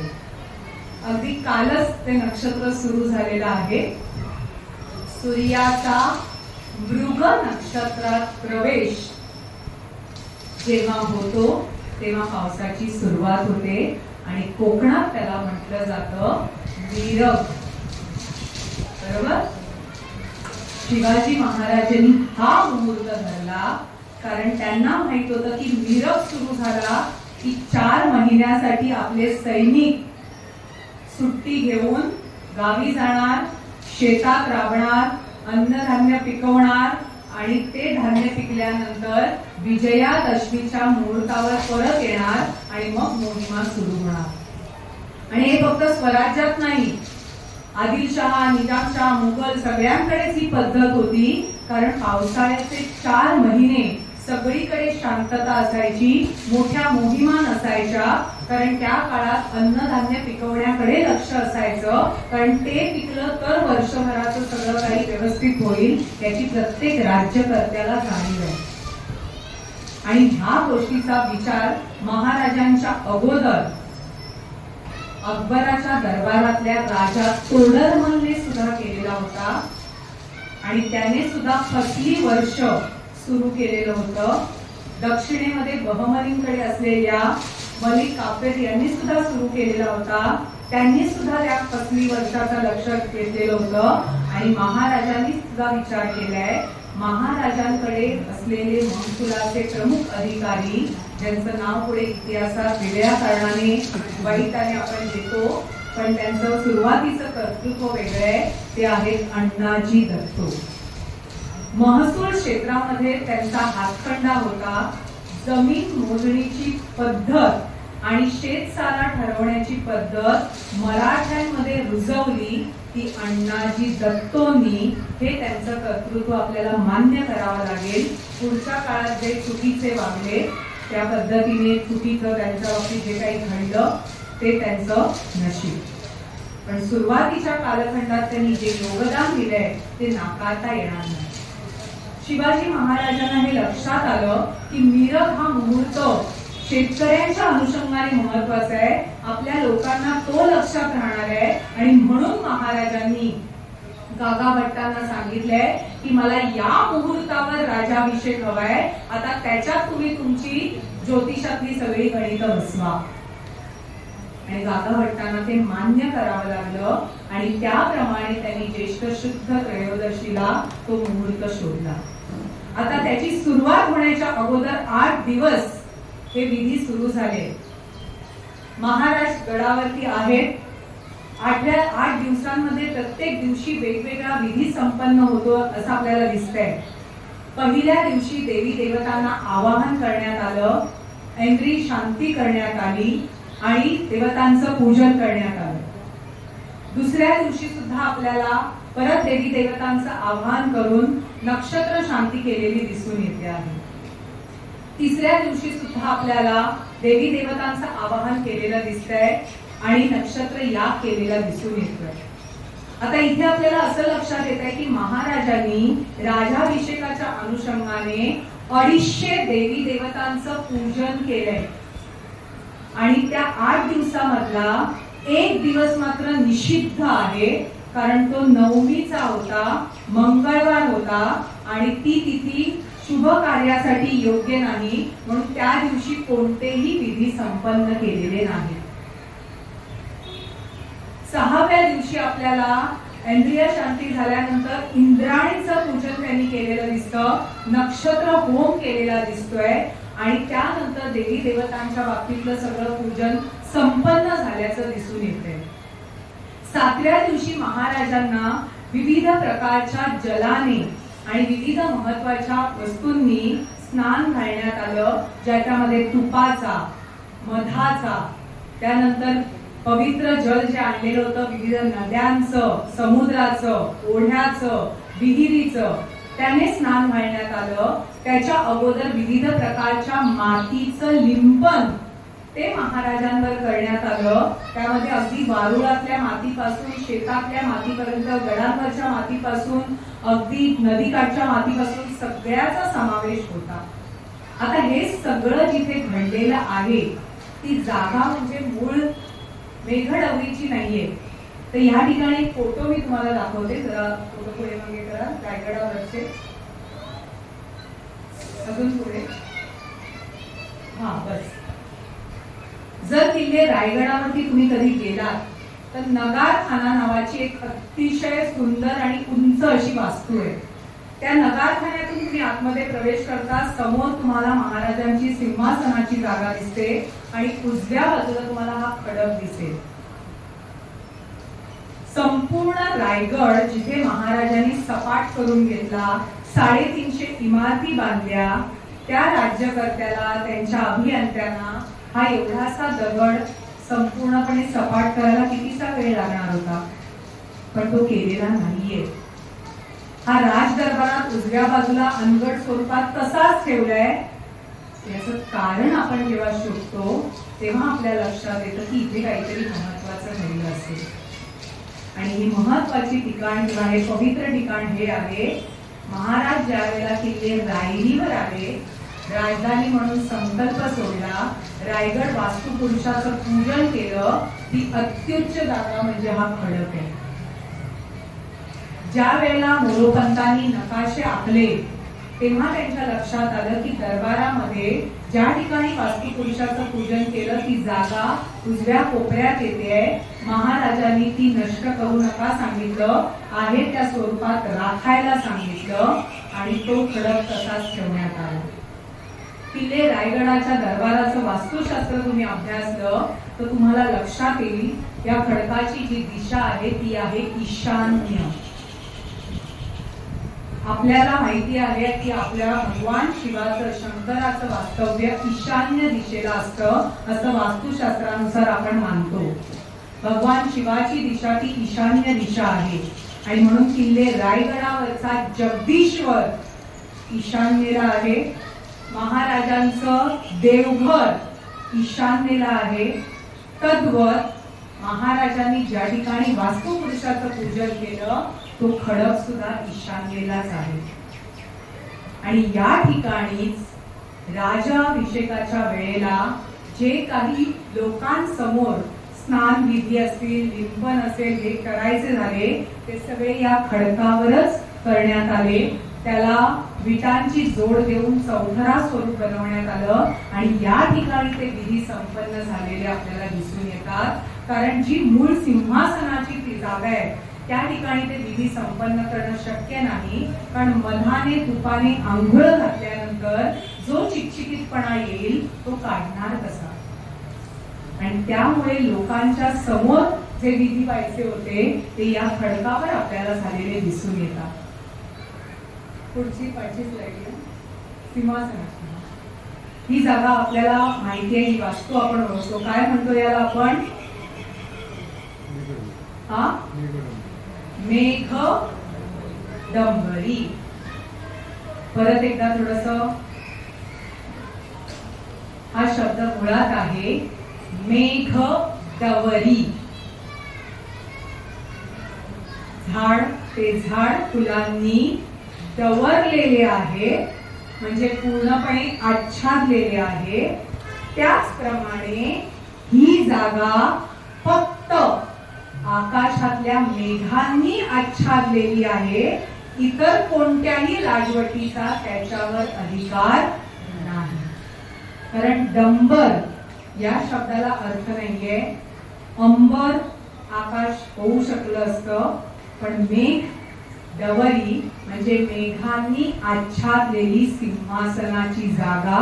म्हणजे हा राजा इतर कोणत्याही राजकीय सत्तेच्या अधिपत्याखाली नाही, स्वयमेव असा हा आहे, असं आपल्याला ही जागा सांगते.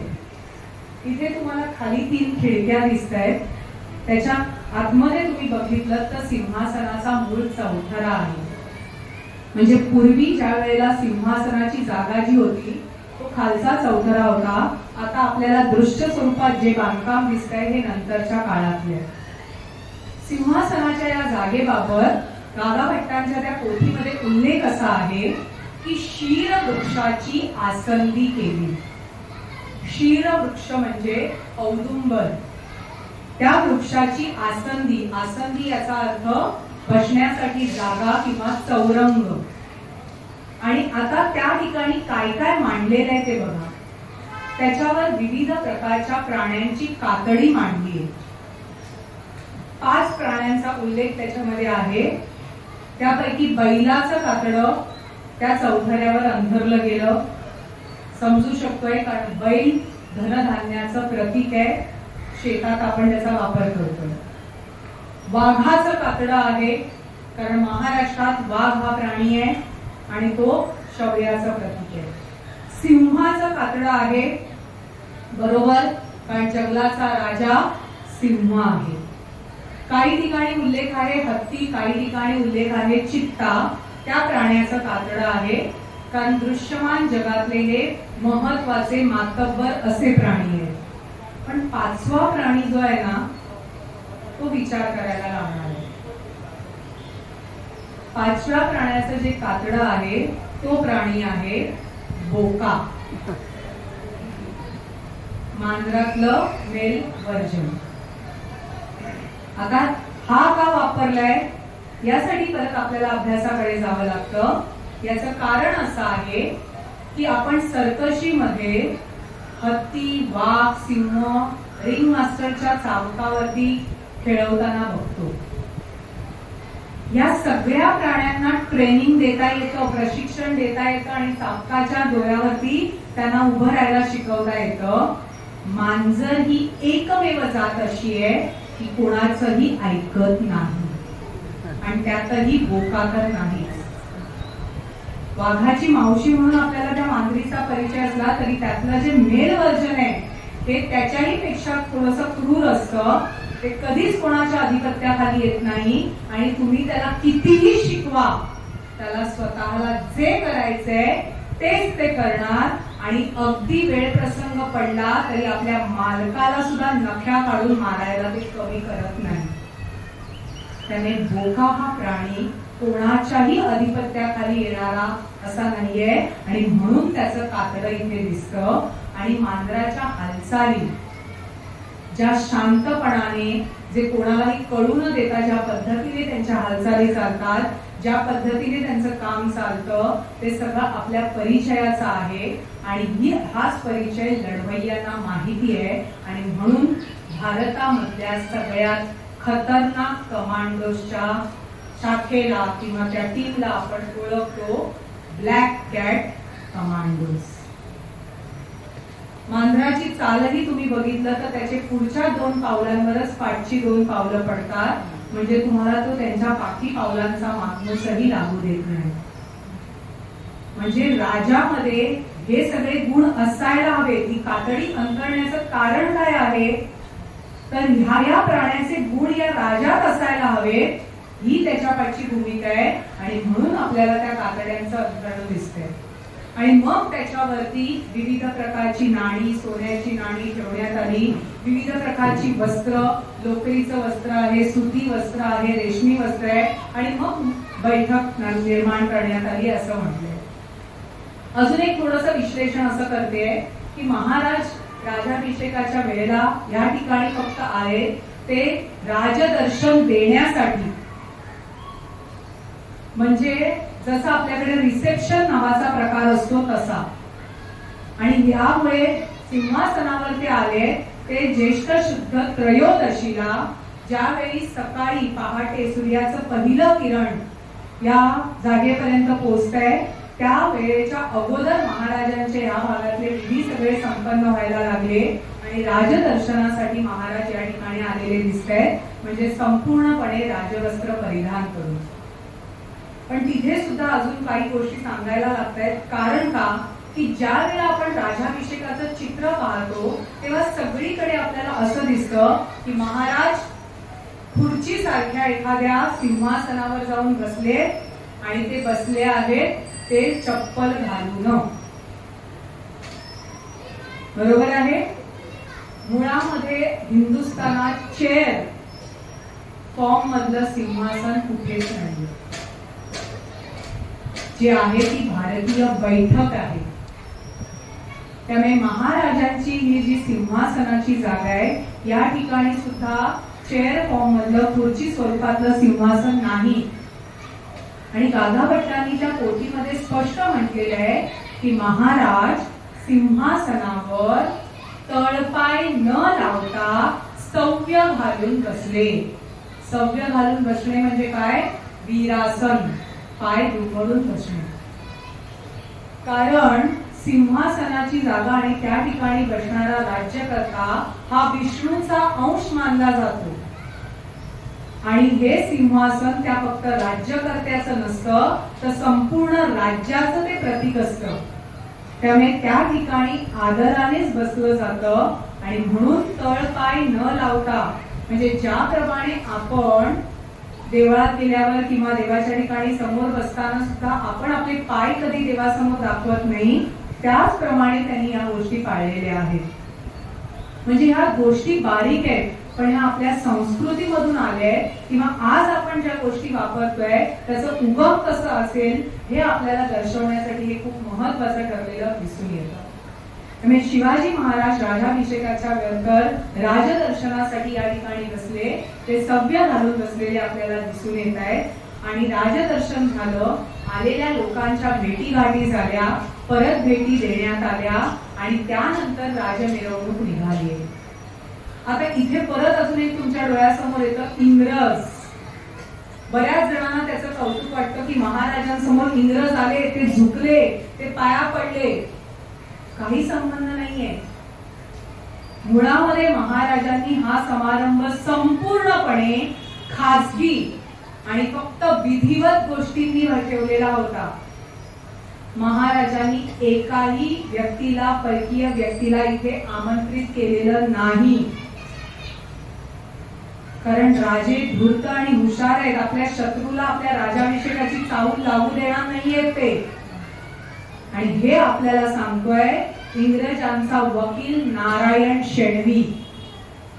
तो एप्रिल महिन्यामध्ये येतोय गडावर.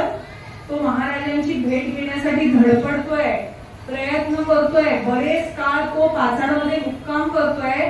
शेवटी त्याला न्यायाधीशांपर्यंत म्हणजे निराजीरावजींपर्यंत पोहोचता आलं, त्यांना समजावून सांगता आलं, त्यांची परमिशन घेऊन त्यांची अनुमती मिळवून मग राजांपर्यंत पोहोचण्याचा त्याने प्रयत्न केला. आणि ज्या वेळेला तो गडापर्यंत पोहोचलाय तेव्हा त्याला या राजाभिषेकाच्या लगबगीची चाहूल लागली आणि मग त्याने मुंबईला इंग्रजांच्या हेडक्वार्टरला कळवलं की शिवाजी राजे येत्या नव्या वर्षारंभी स्वतःला राजाभिषेक करून घेणार आहेत. हे पत्र आणि ह्या ओळी अतिशय महत्वाचे आहेत आणि त्यातला महत्वाचा शब्द म्हणजे नव्या वर्षारंभी. आता नवीन वर्ष सुरू व्हायला हे काही जानेवारी नव्हतं, जून महिना होता आणि तरी तो तसं म्हणतोय. याचाच अर्थ राजाभिषेकाच्या अनुषंगाने महाराज नवीन कालगणना सुरू करणार आहेत याचा पुरावा त्याने दिलाय. आणि ही कालगणना म्हणजे राजाभिषेक शक. सो आपल्याकडे आता 350वा राजाभिषेक शक म्हणून चालू आहे, जो शेतकऱ्यांच्या अनुषंगाने आहे, जो मृग नक्षत्रावरती सुरू झालेला आहे. आणि असा हा राजाभिषेक होणार आहे हे नारायण चेरवी एप्रिल एंडिंगला त्या पत्रात कळवतोय.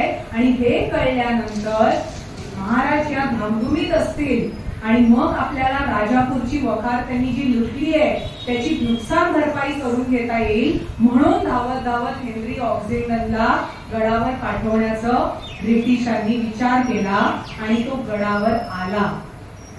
अगोदर त्याची ही भेट बराच काळ महाराजांनी नाकारली. त्याने सुद्धा निराजीरावजींना सांगितलं, संभाजी महाराजांची भेट घेतली. त्यांनी सांगितलं माझे वडील आता राजाभिषेकाच्या कार्यात आहेत, सध्या त्यांना वेळ नाहीये, आपण त्यानंतर बघू.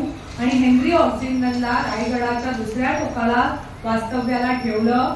फक्त राजदर्शनाच्या वेळेला इंग्रजांची ही धूर्त जात आली, नजराणा दिला, परत भेटीचा नजराणा घेतला आणि त्यांना परत पाठवलं. तेवढ्या अवधीत त्यांनी जे काही वर्णन केलंय ते डायरीमध्ये आहे. आणि त्यामुळे आपल्याला त्या राजाभिषेकाच्या अनुषंगाने काही पुरावे मिळतात. महाराजांनी इंग्रजांना बोलवलेलं नव्हतं, कारण इंग्रज आपल्या दरबारात आले, आपल्या समोर मान झुकवली म्हणजे आपण मोठे झालो असं महाराजांना वाटतच नव्हतं. नाहीतर 44व्या वर्षापर्यंत महाराज राजाभिषेकासाठी का थांबले असते? वयाच्या 44व्या वर्षी ते राजाभिषेक करून घेत आहेत. त्यामुळे इथेच आपल्याला महाराजांचं मोठेपण लक्षात येत आहे. बरं, राजाभिषेक झाल्यानंतर मिरवणूक आहे का? कारण ती धर्मशास्त्रानुसार सांगितली आहे की राजाभिषेक झाल्यानंतर हत्तीवर अंबारीत बसून मिरवणुकीला राजाने निघावं आणि प्रमुख देवतेचं दर्शन घ्यावं, एवढंच. बाकी त्याच्या पाठचा विचार नाहीये. दरबारामध्ये कुठल्याही प्रकारची नृत्य झालेली नाही. आज आपण जे काही सिरियल्स मध्ये सिनेमांमध्ये बघतो त्यावरून राजाभिषेकाच्या कल्पना करू नका. अहो, जो राजा सैन्याच्या शिस्तीबाबत, स्त्रियांच्या शालीनतेबाबत, शीलाबाबत इतकी काळजी घेतोय, आपल्या सैन्याला दरडावून सांगतोय की सैन्यात दासी भटकी स्त्री नसावी आणि जर कोणी ठेवली तर त्याची गर्दन मारावी, एवढं स्त्रियांचं चारित्र्य जपणारा राजा आपल्या दरबारात स्त्रियांना नाचायला देईल? सारासार विचार करा. जर काही पोवाडे वगैरे कार्यक्रम झाले असतील तर असतील, पण त्याचेही पुरावे नाहीत. कारण महाराजांचं कौतुक करणारे कविराज भूषण 1673 मध्ये किल्ले रायगडावर येत आहेत. महाराजांची त्यांची भेट जगदीश्वर मंदिरात होते. महाराजांवरचं काव्य ते त्यांना म्हणून दाखवतायत. ते काव्य त्यांना आवडल्यामुळे महाराज ते काव्य त्यांना 18 वेळा म्हणायला सांगतायत. आणि अशाच प्रकारचे अनेक छंद एकत्रित करून शिवा बावली नावाचं काव्य कविराज भूषणाने तयार केलेलं आहे. उत्तर हिंदुस्थानातल्या मथुरा येथे बोलल्या जाणाऱ्या ब्रजभाषेतलं हे काव्य आहे. प्रेतिनी पिसाचर निसाचर निसाचरी मिली मिली आपूस में गावत बधाई है, भैरव भूत प्रेत भूडन भयंकर से चुत चुत जोगिनी जमती जुरी आई है, किला की कुतूहल करती काली टिमा टिमा डमरू दिगंबर बजाई है, शिवा पूछे शिव से समाज बाजू कहा चली, कहूं पे सिवा नरे सब भ्रुकुटी चढ़ाई है, कहूं पे सिवा नरे सब भ्रुकुटी चढ़ाई है. आज वयाची 50 ओलांडलेले तुम्ही सगळे असाल तरी सुद्धा तुम्हाला ही भाषा समजणार नाही. याचं कारण एकच आहे की महाराजांचं यथार्थ वर्णन करणारी अशी काव्य आमच्या अभ्यासक्रमात कधी आणलीच गेली नाही. प्रेतिनी पिसाचर निसाचर निसाचरी हो. प्रेतिनी म्हणजे प्रेत, निशाचर म्हणजे रात्री संचार करणारे असे सगळे भूत प्रेत मिली मिली आपुसमे गावत बधाई आहेत, एकमेकांना भेटून बधाई देत आहेत, अभिनंदन करतायत. मिली मिली आपुसमे गावत बधाई आहे. भैरव भूत प्रेत भयंकर असे हे सगळे शिवाचे गण आहेत आणि एकापेक्षा एक भयंकर असे राक्षस आहेत. ते भैरव भूत प्रेत भूदर भयंकर असे जूथ जूथ जोगिनी. जोगिनी म्हणजे 64 योगिनी. मूळ शब्द योगिनी आहे. महाराष्ट्रात एक ब्राह्मणांमधली जात आहे, ते य अक्षराचा वापर करत नाही, त्याऐवजी ज अक्षर वापरते आणि म्हणून त्यांच्या लिखाणातून यमुनेऐवजी जमुना, योद्धाऐवजी जोद्धा, जेधे, यादवांच्या ऐवजी जाधव आणि त्याचप्रमाणे योगिनीच्या ऐवजी जोगिनी हे शब्द रूढ झाले. या 64 योगिनी सुद्धा एकत्र आलेले आहेत असं ते म्हणतायत. मिली मिली आपुसमे गावत बधाई है, भैरव भूत प्रेत भूदर भयंकर असे जुत जुत योगिनी जमती जुली आई है. किलकी कुतूहल करती काली. महाकाली जी पार्वतीचा रुद्रावतार आहे ती सुद्धा किलकिल करते. डिम डिम डमरू दिगंबर बजाई आहे आणि दिगंबर म्हणजे शिवाचा हा गण डमडम डमरू वाजवतोय आणि हे सगळं बघून कैलासावर असलेली पार्वती शिवा पूछे शिवसे. शिवा म्हणजे पार्वती, शिव म्हणजे भगवान शंकरांना विचारते आपला हा सगळा समाज कुठे चाललाय आणि मग त्या स्वतःच उत्तर देत आहेत. भूलोकीच्या त्या शिवा नरेशाने भ्रुकुटी चढवली आहे का? शत्रूवर आक्रमण करायचा विचार केलाय का? मोहीम आखली आहे का? आणि आता त्या मोहिमेत ते शत्रूचा निपात करणार, रणकंदन माजणार, शत्रूची प्रेत पडणार आणि ती प्रेत खायला मिळतील म्हणून हे सगळे आनंदाने जात आहेत का? महाराजांच्या पराक्रमाचे हे वर्णन. हे शत्रू महाराजांच्या बाबतीत कुठपर्यंत जाऊ शकतो हे कविराज भूषणाने वयाच्या 14व्या-15व्या वर्षी आपल्या या छंदातून मांडलंय. शिवाबावनी नावाचे त्यांचे 52 छंद शिवाजी महाराजांच्या पराक्रमावर आधारित आहे. महाराजांनी त्यांचं हे कौतुक ऐकलं, त्यांना योग्य विदागी दिली आणि त्यांना पुन्हा पाठवलं, आपल्या पदरी ठेवलं नाही. कारण महाराजांच्या जीवनाचा हा वेगळा पैलू आहे. महाराज कायम प्रसिद्धीपासून लांब आहे. दरबारामध्ये भाट स्तुती सुमन गाणाऱ्या कोणालाही त्यांनी कधी ठेवलेलं नाही. कारण महाराजांना माहित होतं की मी संसार मांडलाय तो माझ्या रयतेसाठी आहे, माझं आयुष्य माझ्या रयतेसाठी आहे आणि मला इथे गाणं बजावणं आणि स्वतःची स्तुती ऐकण्यासाठी वेळ नाही. कारण माझा अर्ध आयुष्य युद्धभूमीवरच आहे आणि ह्या सगळ्या गोष्टींसाठी लक्ष देऊ शकत नाही. त्यामुळे राज दरबारात राजाभिषेकाच्या वेळेला एखादा पोवाडा झाला असेल नसेल माहित नाही, त्या सगळ्यांचे संदर्भ आपल्याला मिळत नाहीये. पण राज मिरवणूक निघाली आणि ती मिरवणूक निघाली तो मार्ग होता पीठिका, म्हणजे अर्थातच हुजूर बाजार, दोन्ही बाजूला दुकानं असलेला हा रस्ता. जगदीश्वराच्या शिलालेखेत पीठिका हा शब्द आहे, त्याचा अर्थ होतो दोन्ही बाजूला घरं किंवा दुकानं असलेला राजरस्ता. आणि ही 44 दुकानं आहेत.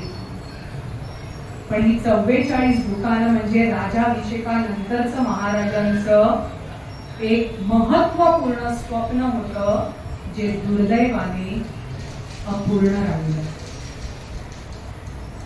महाराजांना माहित होतं की राजाभिषेक झाल्यानंतर जर मी सुरत लुटली, जालना लुटली, बुऱ्हाणपूरवर हल्ला केला तर लोक काय म्हणतील, हा शिवाजी राजा लुटारू नाही तर मराठ्यांचा राजा लुटारू आहे. आणि मराठ्यांच्या राजाला लांछनास्पद काही वाटेल असं महाराजांना करायचं नव्हतं. मग आपल्या राज्याला आर्थिक स्थैर्यता कशी मिळवून द्यायची? शेती पावसावर अवलंबून, कारखानदारी त्या काळात नाहीये. महाराजांच्या लक्षात आलं की कोकणामध्ये वेगवेगळ्या देशातून येणारे परकीय लोक आपल्याशी व्यापार करतात. 12ही महिने हा व्यापार चालतो आणि त्यातून दुप्पट तिप्पट नफा मिळवतात. मग आपण व्यापारात का उतरू नये? शिवाजी महाराजांचं लहानपणी शिक्षण झालेलं असलं तरी पुढच्या काळातलं त्यांनी अनुभवातून मिळवलेलं ज्ञान महत्वाचं होतं. आणि म्हणून आपल्याला असं दिसून येतं की शिवाजी महाराजांचा भूगोल अतिशय उत्तम आहे. ग्रँड डफ या इतिहासकाराने म्हटलंय की ज्याप्रमाणे एखाद्या व्यक्तीला आपल्या घरातल्या गोष्टी कुठे ठेवल्यात माहितीये, त्याप्रमाणे शिवाजी महाराजांना महाराष्ट्रातले घाट रस्ते, डोंगर, गडदुर्ग, नद्या, घाटबंदर या सगळ्यांची माहिती होती. आणि महाराजांनी स्वतः त्याची साक्ष दिली आहे. महाराजांनी 1664 मध्ये सिंधुदुर्गची पाहणी केल्यानंतर 2 वाक्य उद्गारली होती. 84 बंदरी ऐसा जागा नाही आणि 18 टोपीकरांच्या उरावर ही शिवलंका अजिंक्य ठरेल. महाराजांना 84 बंदरं माहित होती, तुम्हा आम्हाला 18 टोपीकर महाराजांना माहित होते, आपल्याला शोधावे लागतं. टोपीकर म्हणजे काय? तर फॉरेनर्स, त्यांची भाषा वेगळी, पेहराव वेगळा आणि त्यांना ओळखायचं कसं म्हणून स्थानिक लोक ते वापरत असलेल्या कॅप्स वरून त्यांना लक्षात ठेवायचे. त्यावरून टोपीकर हा शब्द आलाय. हिंदुस्थानात त्यावेळेला 56 देशातले व्यापारी येत होते असं कागदपत्र सांगतात. आणि 18 टोपीकरांचे उल्लेख तर वारंवार कोकणच्या अनुषंगाने येतात. महाराजांचा विचार होता की ह्या ठिकाणी हा हुजूर बाजार म्हणजे पान सुपारी, गुळ वगैरे, साखर किंवा इतर गोष्टी विकण्याचं नाहीये साधन. तर या ठिकाणी आपण बार्गेनिंग काउंटर्स ठेवूया. इथे फक्त सॅम्पल असेल, बाकी सगळा माल बंदरावर असेल आणि इथे व्यापारी आपापसात चर्चा करतील, एकमेकांशी देवाणघेवाण करतील, मालाच्या खरेदी विक्रीच्या सगळ्या गोष्टी होतील. गडावरच असलेल्या सचिवालयात कर जकात भरली जाईल. म्हणजे कुठल्याही प्रकारे भ्रष्टाचार होणार नाही याची काळजी घेतली. शिवाजी महाराजांनी हे जे स्वप्न पाहिलं ते अधुरं राहिलं. कधी रायगडावर माझ्याबरोबर आलात तर त्याबद्दल अजून जास्त चांगलं विवेचन आपण ऐकू शकतो. राजाभिषेक हा आपला मूळचा विषय. राजाभिषेक संपन्न कसा झाला याबरोबरच आम्हा अभ्यासकांना आकर्षण असतं महाराजांनी राजाभिषेकाच्या अनुषंगाने काय काय सुरू केलं. राजाभिषेक शब्द ही कालगणना सुरू केली याचा उल्लेख मी केला. राजाभिषेक प्रसंगी महाराजांनी आपली नाणी पाडली. शिवाजी महाराजांची नाणी, त्यातलं तांब्याचं नाणं आहे त्याला तिरुका म्हणतात आणि सोन्याचं नाणं आहे त्याला होन असं म्हणतात. त्या नाण्यांच्या एका बाजूला श्री राजा शिव आणि दुसऱ्या बाजूला छत्रपती हे बिरुद असतं. या दोन्ही नाण्यांना मिळून शिवाजी महाराजांची नाणी म्हणून शिवराई असं संबोधलं जातं. शिवाजी महाराजांनी चांदीचं नाणं पाडलं नाही, कारण हिंदू धर्मशास्त्र सांगतं चांदी ही आपण फक्त मृतात्म्यांच्या वेळेला दानधर्मासाठी वापरतो, चांगल्या प्रसंगाला नाही. आणि म्हणून सोन्याच्या आणि तांब्याच्या नाण्यांचा त्यांनी वापर केला. तांब्याची नाणी चलनासाठी वापरली आहे आणि सोन्याची नाणी दानधर्मासाठी वापरलेली दिसून येत आहे. या नाण्यांबद्दल सुद्धा राजांचं कौतुक आहे. ब्रिटिशांनी महाराजांना सांगितलं की तुमची नाणी ओबडधोबड आहेत, आकार व्यवस्थित नाही, आमच्याकडे द्या, आम्ही चांगल्या प्रकारे ती तुम्हाला पाडून देतो. फक्त अट एकच, एका बाजूला आमच्या राजाचा चेहरा आणि दुसऱ्या बाजूला छत्रपती विरुद्ध राहील. महाराजांनी स्पष्ट सांगितलं, गरज नाही. माझे एतद देशीय लोक जशी नाणी पाडतायत, माझ्या सोनारांना जसं जमतंय तशी ते नाणी पाडतील. तुम्ही बंदरांवर आल्यानंतर तुम्ही माझंच चलन वापरलं पाहिजे. बंदरांवर तुमचं चलन बदलून तुम्हाला घेणं गरजेचं आहे, नाहीतर तुम्हाला व्यापार करता येणार नाही. महाराजांनी हे केलं म्हणून त्यांच्या होनाचं कधी अवमूल्यन झालं नाही.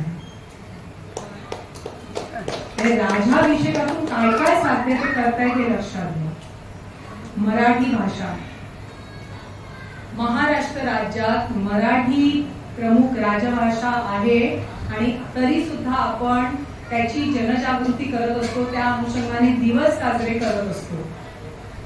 आमच्या राजांनी आम्हाला भाषा कशी वापरायची ते पण शिकवले.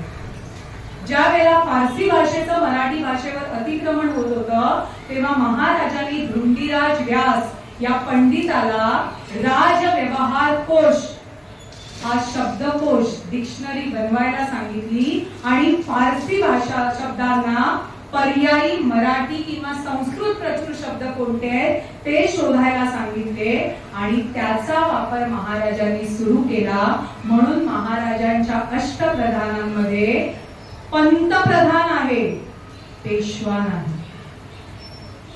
महाराजांची मुद्रा सुद्धा संस्कृत प्रचूर मराठीत आहे. हिंदुस्थानातला हा एकमेव राज्यकर्ता आहे आणि यानंतर संभाजी राजे आहेत ज्यांची नाणी फक्त देवनागरी लिपीत आहेत. नंतरच्या काळात पुन्हा आपण फारसी भाषेचा अंगीकार केला. म्हणजे भाषा जगायला पाहिजे एवढं बोलून चालत नाही, तर ती जगवण्यासाठी ती व्यवहारात वापरायला हवी हे आम्हाला राजांनी राजाभिषेकाच्या अनुषंगाने सांगितलंय. हे राजाभिषेक हे प्रतीक झालं, पण त्याच्या अनुषंगाने एखाद्या साम्राज्याची जडणघडण, त्याची मुळं किती खोलवर न्यावी लागतात आणि त्याचा ठसा कसा उमटावा लागतो हे आम्हाला इथे राजांच्या या विविध भूमिकेतून करताना दिसून येत आहे. शिवाजी महाराजांनी अशा अनेक गोष्टी केल्या. शेवटच्या मुद्द्याकडे येते आणि हा मुद्दा अतिशय महत्वाचा मला तरी वाटतो. एवढा मोठा राजाभिषेक केला, दान धर्म भरपूर केले कारण धर्मशास्त्रानुसार ते आवश्यक होते. 32 मन सोन्याचं सिंहासन रामजी चित्रे या माणसाकरवी तयार करून घेतलं. त्याच्यामध्ये असंख्य जड जवाहीर लावले होते कारण ते सिंहासन जनतेचं होतं, मराठी साम्राज्याचं प्रतीक होतं. मग हा सगळा प्रचंड खर्चाचं काय? शिवाजी महाराजांचा अभ्यास करताना लक्षात येईल, महाराजांनी कुठलीही मोहीम स्वतःच्या तिजोरीतल्या पैशांवर केलेली नाही. अगदी दक्षिण दिग्विजय सुद्धा गोवळकोंड्याच्या कुतुबशहाला पैसे द्यायला लावले आणि मी जसा भाग जिंकेन त्यातला काही भाग तुला देईन असं सांगून अख्खी मोहीम करून ते परत आले. त्यामुळे इथे सुद्धा त्यांनी आपल्या तिजोरीवर राजाभिषेकाचा भार टाकलेला नाहीये.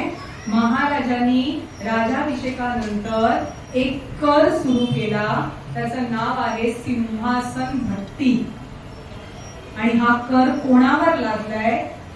फक्त देशमुख, वतनदार आणि साहुकारांवर, सर्वसामान्य शेतकऱ्यांवर नाही. बरं, सर्वसामान्य शेतकऱ्यांना जरी असंच सोडलंय असं पण नाहीये. दुष्काळ त्या काळातही होत होते, ओला दुष्काळ, सुका दुष्काळ तेव्हाही होते, नुकसान सगळंच होतं. महाराजांनी कायम आपल्या आर्थिक धोरणाला अनुसरून आपल्या शेतकऱ्यांना, आपल्या सैन्यातल्या लोकांना बैलजोडी, नांगर किंवा आवश्यक बी बियाणं हे दिले. नगद देण्याचा प्रकार ठेवलेला नाही. आणि महत्वाचं म्हणजे शिवाजी महाराजांनी संपूर्णपणे साराबंदी कधीच केलेली नाही, सवलत दिली. कारण त्या शेतकऱ्याला सुद्धा जाणीव असली पाहिजे की ह्या वर्षी दुष्काळामुळे तुला कर भरता आला नाही, तू पुढच्या 4 वर्षात तो भर, पण तुला भरायला हवा कारण सैन्य पोटावर चालतं आणि त्या सैन्यासाठी कर हवाय. सरसकट माफी द्यायचं काम महाराजांनी केलेलं नाही. त्यामुळे आर्थिक नियोजनही त्यांचं किती होतं ते आपल्याला दिसतं. म्हणजे कर कोणावर लादायचे आणि कशा प्रकारे लादायचे हे सुद्धा आदर्शवत जीवन महाराजांनी आमच्या समोर ठेवलंय. आपल्या मुलांनी बाकी काही शिकू दे न शिकू दे, 2 गोष्टी त्यांना नक्की शिकवा. शिवाजी महाराजांचे विचार रामचंद्र पंत अमात्य यांनी आज्ञापत्रात नमूद केले. ते आज्ञापत्र जरी तुमच्या घरात कोणी वाचलं आणि दुसऱ्या बाजूला महाराजांच्या पराक्रमाची गाथा सांगणारी शिवा बावलीतला एक तरी छंद आत्मसात केला तरी हा जन्म सार्थकी लागला असे म्हणून. त्यामुळे शिवचरित्राचा अभ्यास करताना या गोष्टींकडे आपण बारकाईने लक्ष देण्याची गरज आहे. 32 मण सोन्याचं सिंहासन असल्याचा मी उल्लेख केला, पण संपूर्ण शिवचरित्र अभ्यासल्यावर महाराजांचा पलंग सोन्याचा होता असं कुठेही आढळलं नाही. आणि म्हणून समर्थ रामदास स्वामींनी केवळ 2 शब्दांमध्ये आमच्या राजाचं संपूर्ण चित्र उभं केलंय. श्रीमंत योगी, 350 गडगोटांचे स्वामी, ज्यांच्या खजिन्यामध्ये 50 खंडी चांदी, 5 खंडी सोनं, असंख्य जडजवाहीर आहेत, 32 मण सोन्याचं सिंहासन आहे. पण हा राजा योग्याप्रमाणे जीवन जगणारा होता. आणि हे राजे पण जर आजच्या सगळ्या लोकांना कळलं तर आपल्या देशामध्ये पुन्हा हिंदवी स्वराज्य निर्माण व्हायला वेळ लागणार नाही. कारण ही काळाची गरज आहे. शिवाजी महाराज कायम लढले. त्या शत्रूंची नावं, त्यांचे जात आणि धर्म बघत बसू नका. शिवाजी महाराज लढले ते एकाच गोष्टीची, प्रवृत्ती. आणि प्रवृत्ती कधीही मरत नाहीत, त्या उफाळून येतच असतात. त्यामुळे महाराजांचा काळ संपला म्हणून आपण आता सुरक्षित आहोत असं नाही, तर येणाऱ्या प्रवृत्तींना आपल्यालाही तोंड द्यावंच लागतं. आणि ती द्यायचं असेल तर एकच करायला हवं, आपल्याला शिवभारताचा आदर्श डोळ्यासमोर ठेवून चालायला हवं. शिवभारत आत्मसात करायला हवं. तरच खऱ्या अर्थाने महाराजांच्या जीवनाचं आपल्याला मोल कळेल असं मला वाटतं. मी इतिहासाची विद्यार्थिनी आहे. माझं अल्प स्वल्प ज्ञान तुमच्या समोर मी मांडलंय. कारण सावरकरांनी म्हटलेलं आहे, त्याच्या शब्दामध्ये सांगायचं झालं किंवा आपल्या जवळच्या ज्या गोष्टी आहेत, गुणसुमनेनी वेचियली या धावे, की तिने सुगंधा घ्यावे, जरी उद्धरणी व्ययन तिचा हो साचा, हा व्यर्थ भार बुद्धीचा. माझ्या जवळ असलेलं जे ज्ञान आहे ते जर मी तुमच्यापर्यंत पोहोचवलं नाही, ते मी प्रवाही ठेवलं नाही, तर ते साचलेल्या डबक्याप्रमाणे राहील. आणि म्हणून ते ज्ञान पोहोचवण्याचा मी प्रयत्न करते. आणि नितीन दादांसारखी लोक, आचार्य कट्ट्यासारख्या संस्था माझ्या पाठीशी उभ्या राहतात. आणि हे माझे विचार एक अभ्यासक म्हणून, एक विद्यार्थिनी म्हणून ते तुमच्या समोर मांडायला देतात आणि माझा पुढचा अभ्यास करायला मला प्रेरित करत असतात. त्याबद्दल मी सगळ्यांचे ऋणी आहे. मनपूर्वक धन्यवाद. जय हिंद, जय महाराष्ट्र, जय शिवराय.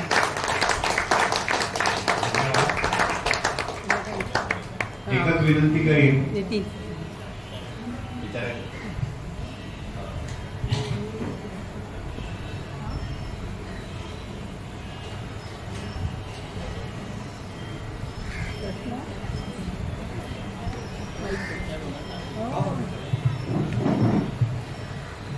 नमस्कार.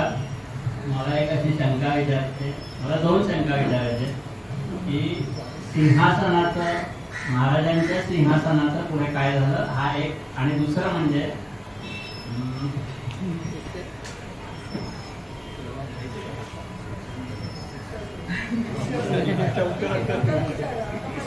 शिवाजी महाराजांचं सिंहासन सोन्याचं होतं. 1674 मध्ये महाराज त्या सिंहासनावर बसले. शिवाजी महाराजांचं निधन 1680 मध्ये झालं. त्यानंतर किल्ले रायगडावरच्या राजकीय घडामोडींची थोडीशी कल्पना आपल्याला आहे. कारण त्यावेळेला युवराज संभाजीराजे पन्हाळगडावर होते. त्यांचं 81 मध्ये आगमन झाल्यानंतर आल्या दिवसापासून आधी त्यांनी महाराजांचं सूतक पाळलं आणि त्यानंतर त्यांनी सर्वप्रथम मंचकारोहण केलं आणि मग राजाभिषेक संभाजी महाराजांचाही झाला. पुढच्या कालखंडात आपल्याला असं दिसून येत आहे की संभाजी महाराजांची निर्घुण हत्या झाल्यानंतर सिंहासन रिकामी ठेवता येत नाही आणि त्यावेळेला स्वराज्याच्या कर्त्या धर्त्या किंवा अधिकाराने मोठ्या असलेल्या अर्थात महाराणी येसूबाईंना एका बाजूने आपल्या कपाळावरचं कुंकू त्या पुसतायत आणि दुसऱ्या बाजूने स्वराज्याची धुरा हाती घेत आहेत आणि ते सिंहासन मोकळं राहू नये म्हणून त्यांनी त्या ठिकाणी छत्रपती राजाराम महाराजांना मंचकारोहण करायला सांगितले. मंचकारोहण म्हणजे की फक्त त्या सिंहासनाच्या जागेवर कोणीतरी अधिपती आहे, राजाभिषेक विधिवत नंतर होतो. पण दुर्दैवाने त्यानंतर असं झालं की छत्रपती राजाराम राजे वाघ दरवाजाच्या बाजूने त्यांना बाहेर पडावं लागलं, कारण जुल्फिकार खानाने किल्ले रायगडाला वेढा घातला होता आणि संपूर्ण शिवपरिवार रायगडावर आहे तो एकत्रित सापडू नये म्हणून महाराणी येसूबाईंचे प्रयत्न होते. महाराणी येसूबाईंनी त्यासाठी आपल्या मुलाचा आणि स्वतःचा त्याग तिथे केलाय.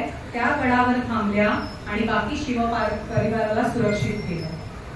त्यानंतर जुल्फिकार खानाच्या सैन्यात म्हणजे मुघलांच्या सैन्यामध्ये सूर्याजी पिसाळ हे मुघलांचे अधिकारी आहेत. हा, ते फितूर वगैरे नाहीये, ते मुघलांचे अधिकारी आहेत, पण ते मराठाच आहेत.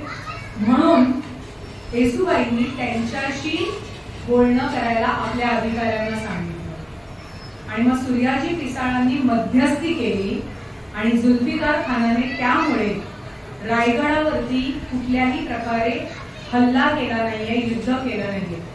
त्याच्या अगोदरच महाराणी येसूबाईंनी तह करायला लावलाय सूर्याजी पिसाळांच्या अनुषंगाने आणि हा तह त्यातली 2 महत्वाची कलमं अशी होती की गडावरती जे 500 लोक आहेत त्या लोकांना कोणालाही मारायचं नाही, रक्तपात करायचा नाही आणि कोणाचाही धर्म पाठवायचा नाही. म्हणजे छत्रपती शिवाजी महाराजांच्या सुनेने जे वागायला हवं त्या योग्य रीतीने त्या वागल्या. त्यामुळे जुल्फिकार खानाला ते मान्य करावं लागलं आणि गडावरच्या सगळ्या लोकांना कुठेही त्रास न देता त्यांनी जायला अनुमती दिली. आता गडावर शिवपरिवार राहिला, त्यांना तर अर्थात ते पकडणारच होते, पण गडावरच्या बाकीच्या गोष्टी त्या वाचवू शकल्या नाहीत आणि मुघलांचं मुख्य उद्दिष्ट होतं ते सिंहासन. बरं, त्यांच्या दृष्टीने ते सोन्याचं आहे, फक्त व्हॅल्यू महत्वाची होती, आपल्यासारख्या भावना त्याच्यात जोडलेल्या नाहीये. आता एवढं मोठं सिंहासन म्हणजे तो जो पत्रा सिंहासनाचा लावलाय ते पाठवणं शक्य नाही म्हणून तो ओरबडून काढण्यात आला.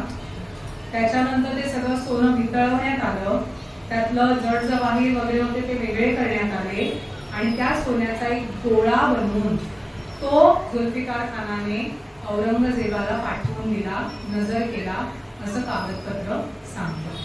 त्यामुळे ते सिंहासन आता अस्तित्वात नाही.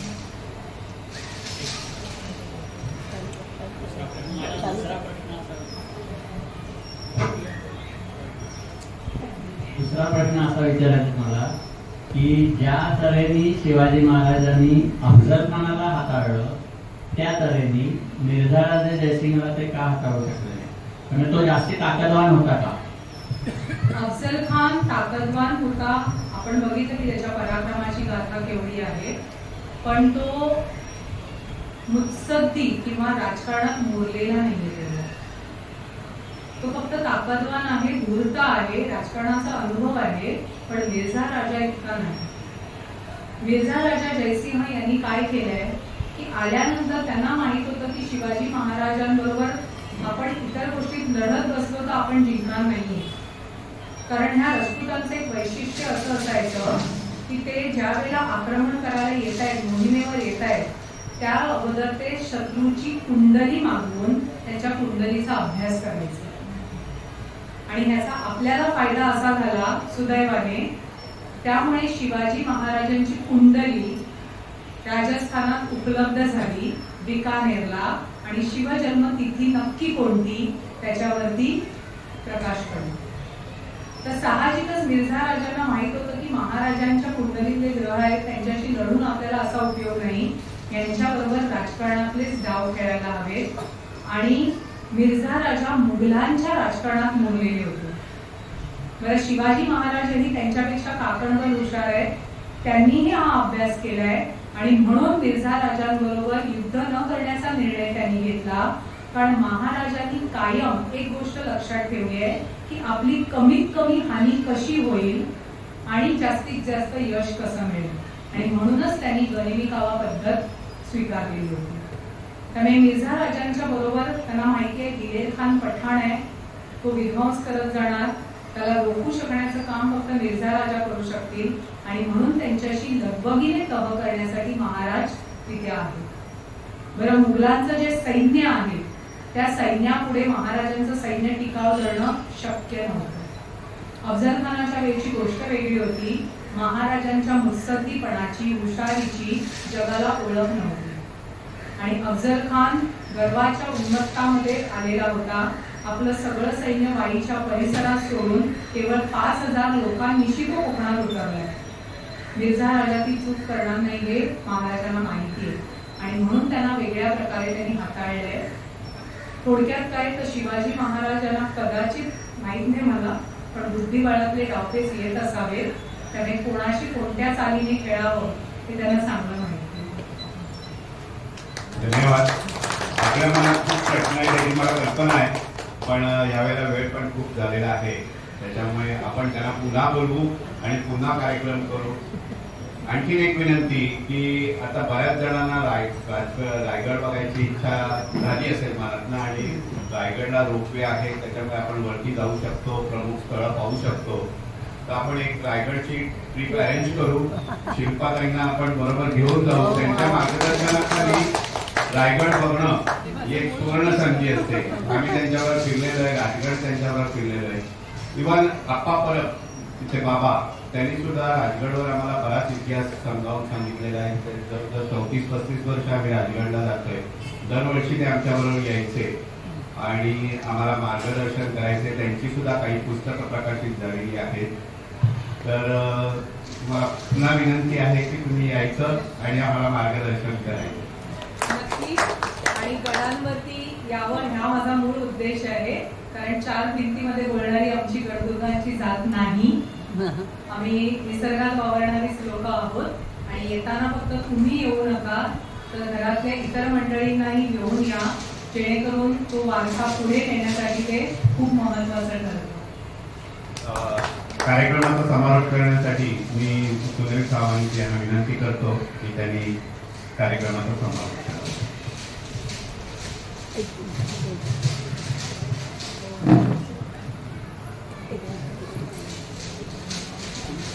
कार्यक्रम समाप्त करण्याच्या आधी आपले आचार्य गट्टेकरी आपल्या दळवीताई आरती दळवी यांनी चित्रकविता आहेत, कवियत्री त्यांनी एक छान काव्य समजूनचं पुस्तक आम्ही आचार्य गट्ट्यांनी प्रकाशित केलेलं आहे. त्यांच्या हस्ते तुम्हाला मी आम्ही देणार या आरतीताई छान कविता करतात.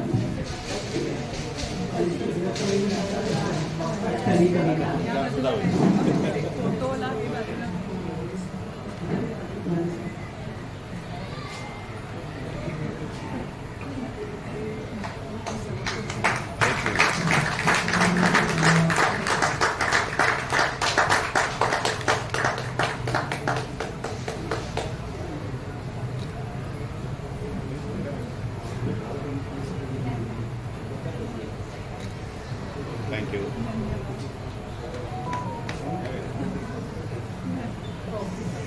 त्याचप्रमाणे आमच्या प्रक्रियेनुसार आम्ही आपल्या शिल्पाताईंना कट्ट्यातर्फे काही मानधन देणार आहोत, ते त्यांनी स्वीकार करावा, आणि हे आमचे राणेसाहेब देणार आहेत.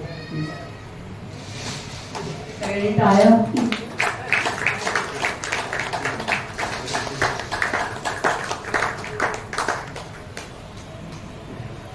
आता सुनील सावंत आभार प्रदर्शन करतील. नमस्कार मंडळी. नमस्कार. हक्क तुम्हाला आहे. आता तुमचं हे भाषण ऐकल्यानंतर भाषण म्हणणं चुकीचं ठरेल, हे व्याख्यानच म्हणायला लागेल. पण आहे, मी फार भावूक होतो छत्रपतींपर्यंत. पण आज तुम्ही जे जे काही पैलू सांगितले त्यांच्या आयुष्यातले, माझ्यासाठी त्याच्यातले बरेचसे पैलू नवीन, त्याबद्दल खरंच मनापासून धन्यवाद. आणि आता नितीनने सांगितल्याप्रमाणे तुमच्या पुढच्या व्याख्यानाची नक्कीच आम्ही सगळे वाट बघू. तुम्ही इथे आलात त्याबद्दल अत्रे गट्ट्याबद्दल खरंच धन्यवाद. थँक्यू. आणखीन एक महत्वाची गोष्ट, आमच्या नेचर लव्हर्सचे रवींद्रजी आमच्या नितीनच्या एका रिक्वेस्टवर ते इथे आमच्यासाठी आपला प्रोजेक्टर घेऊन सगळं घेऊन दाखवण्यासाठी आले. त्याबद्दल सुद्धा तुमचे खरंच मनापासून धन्यवाद.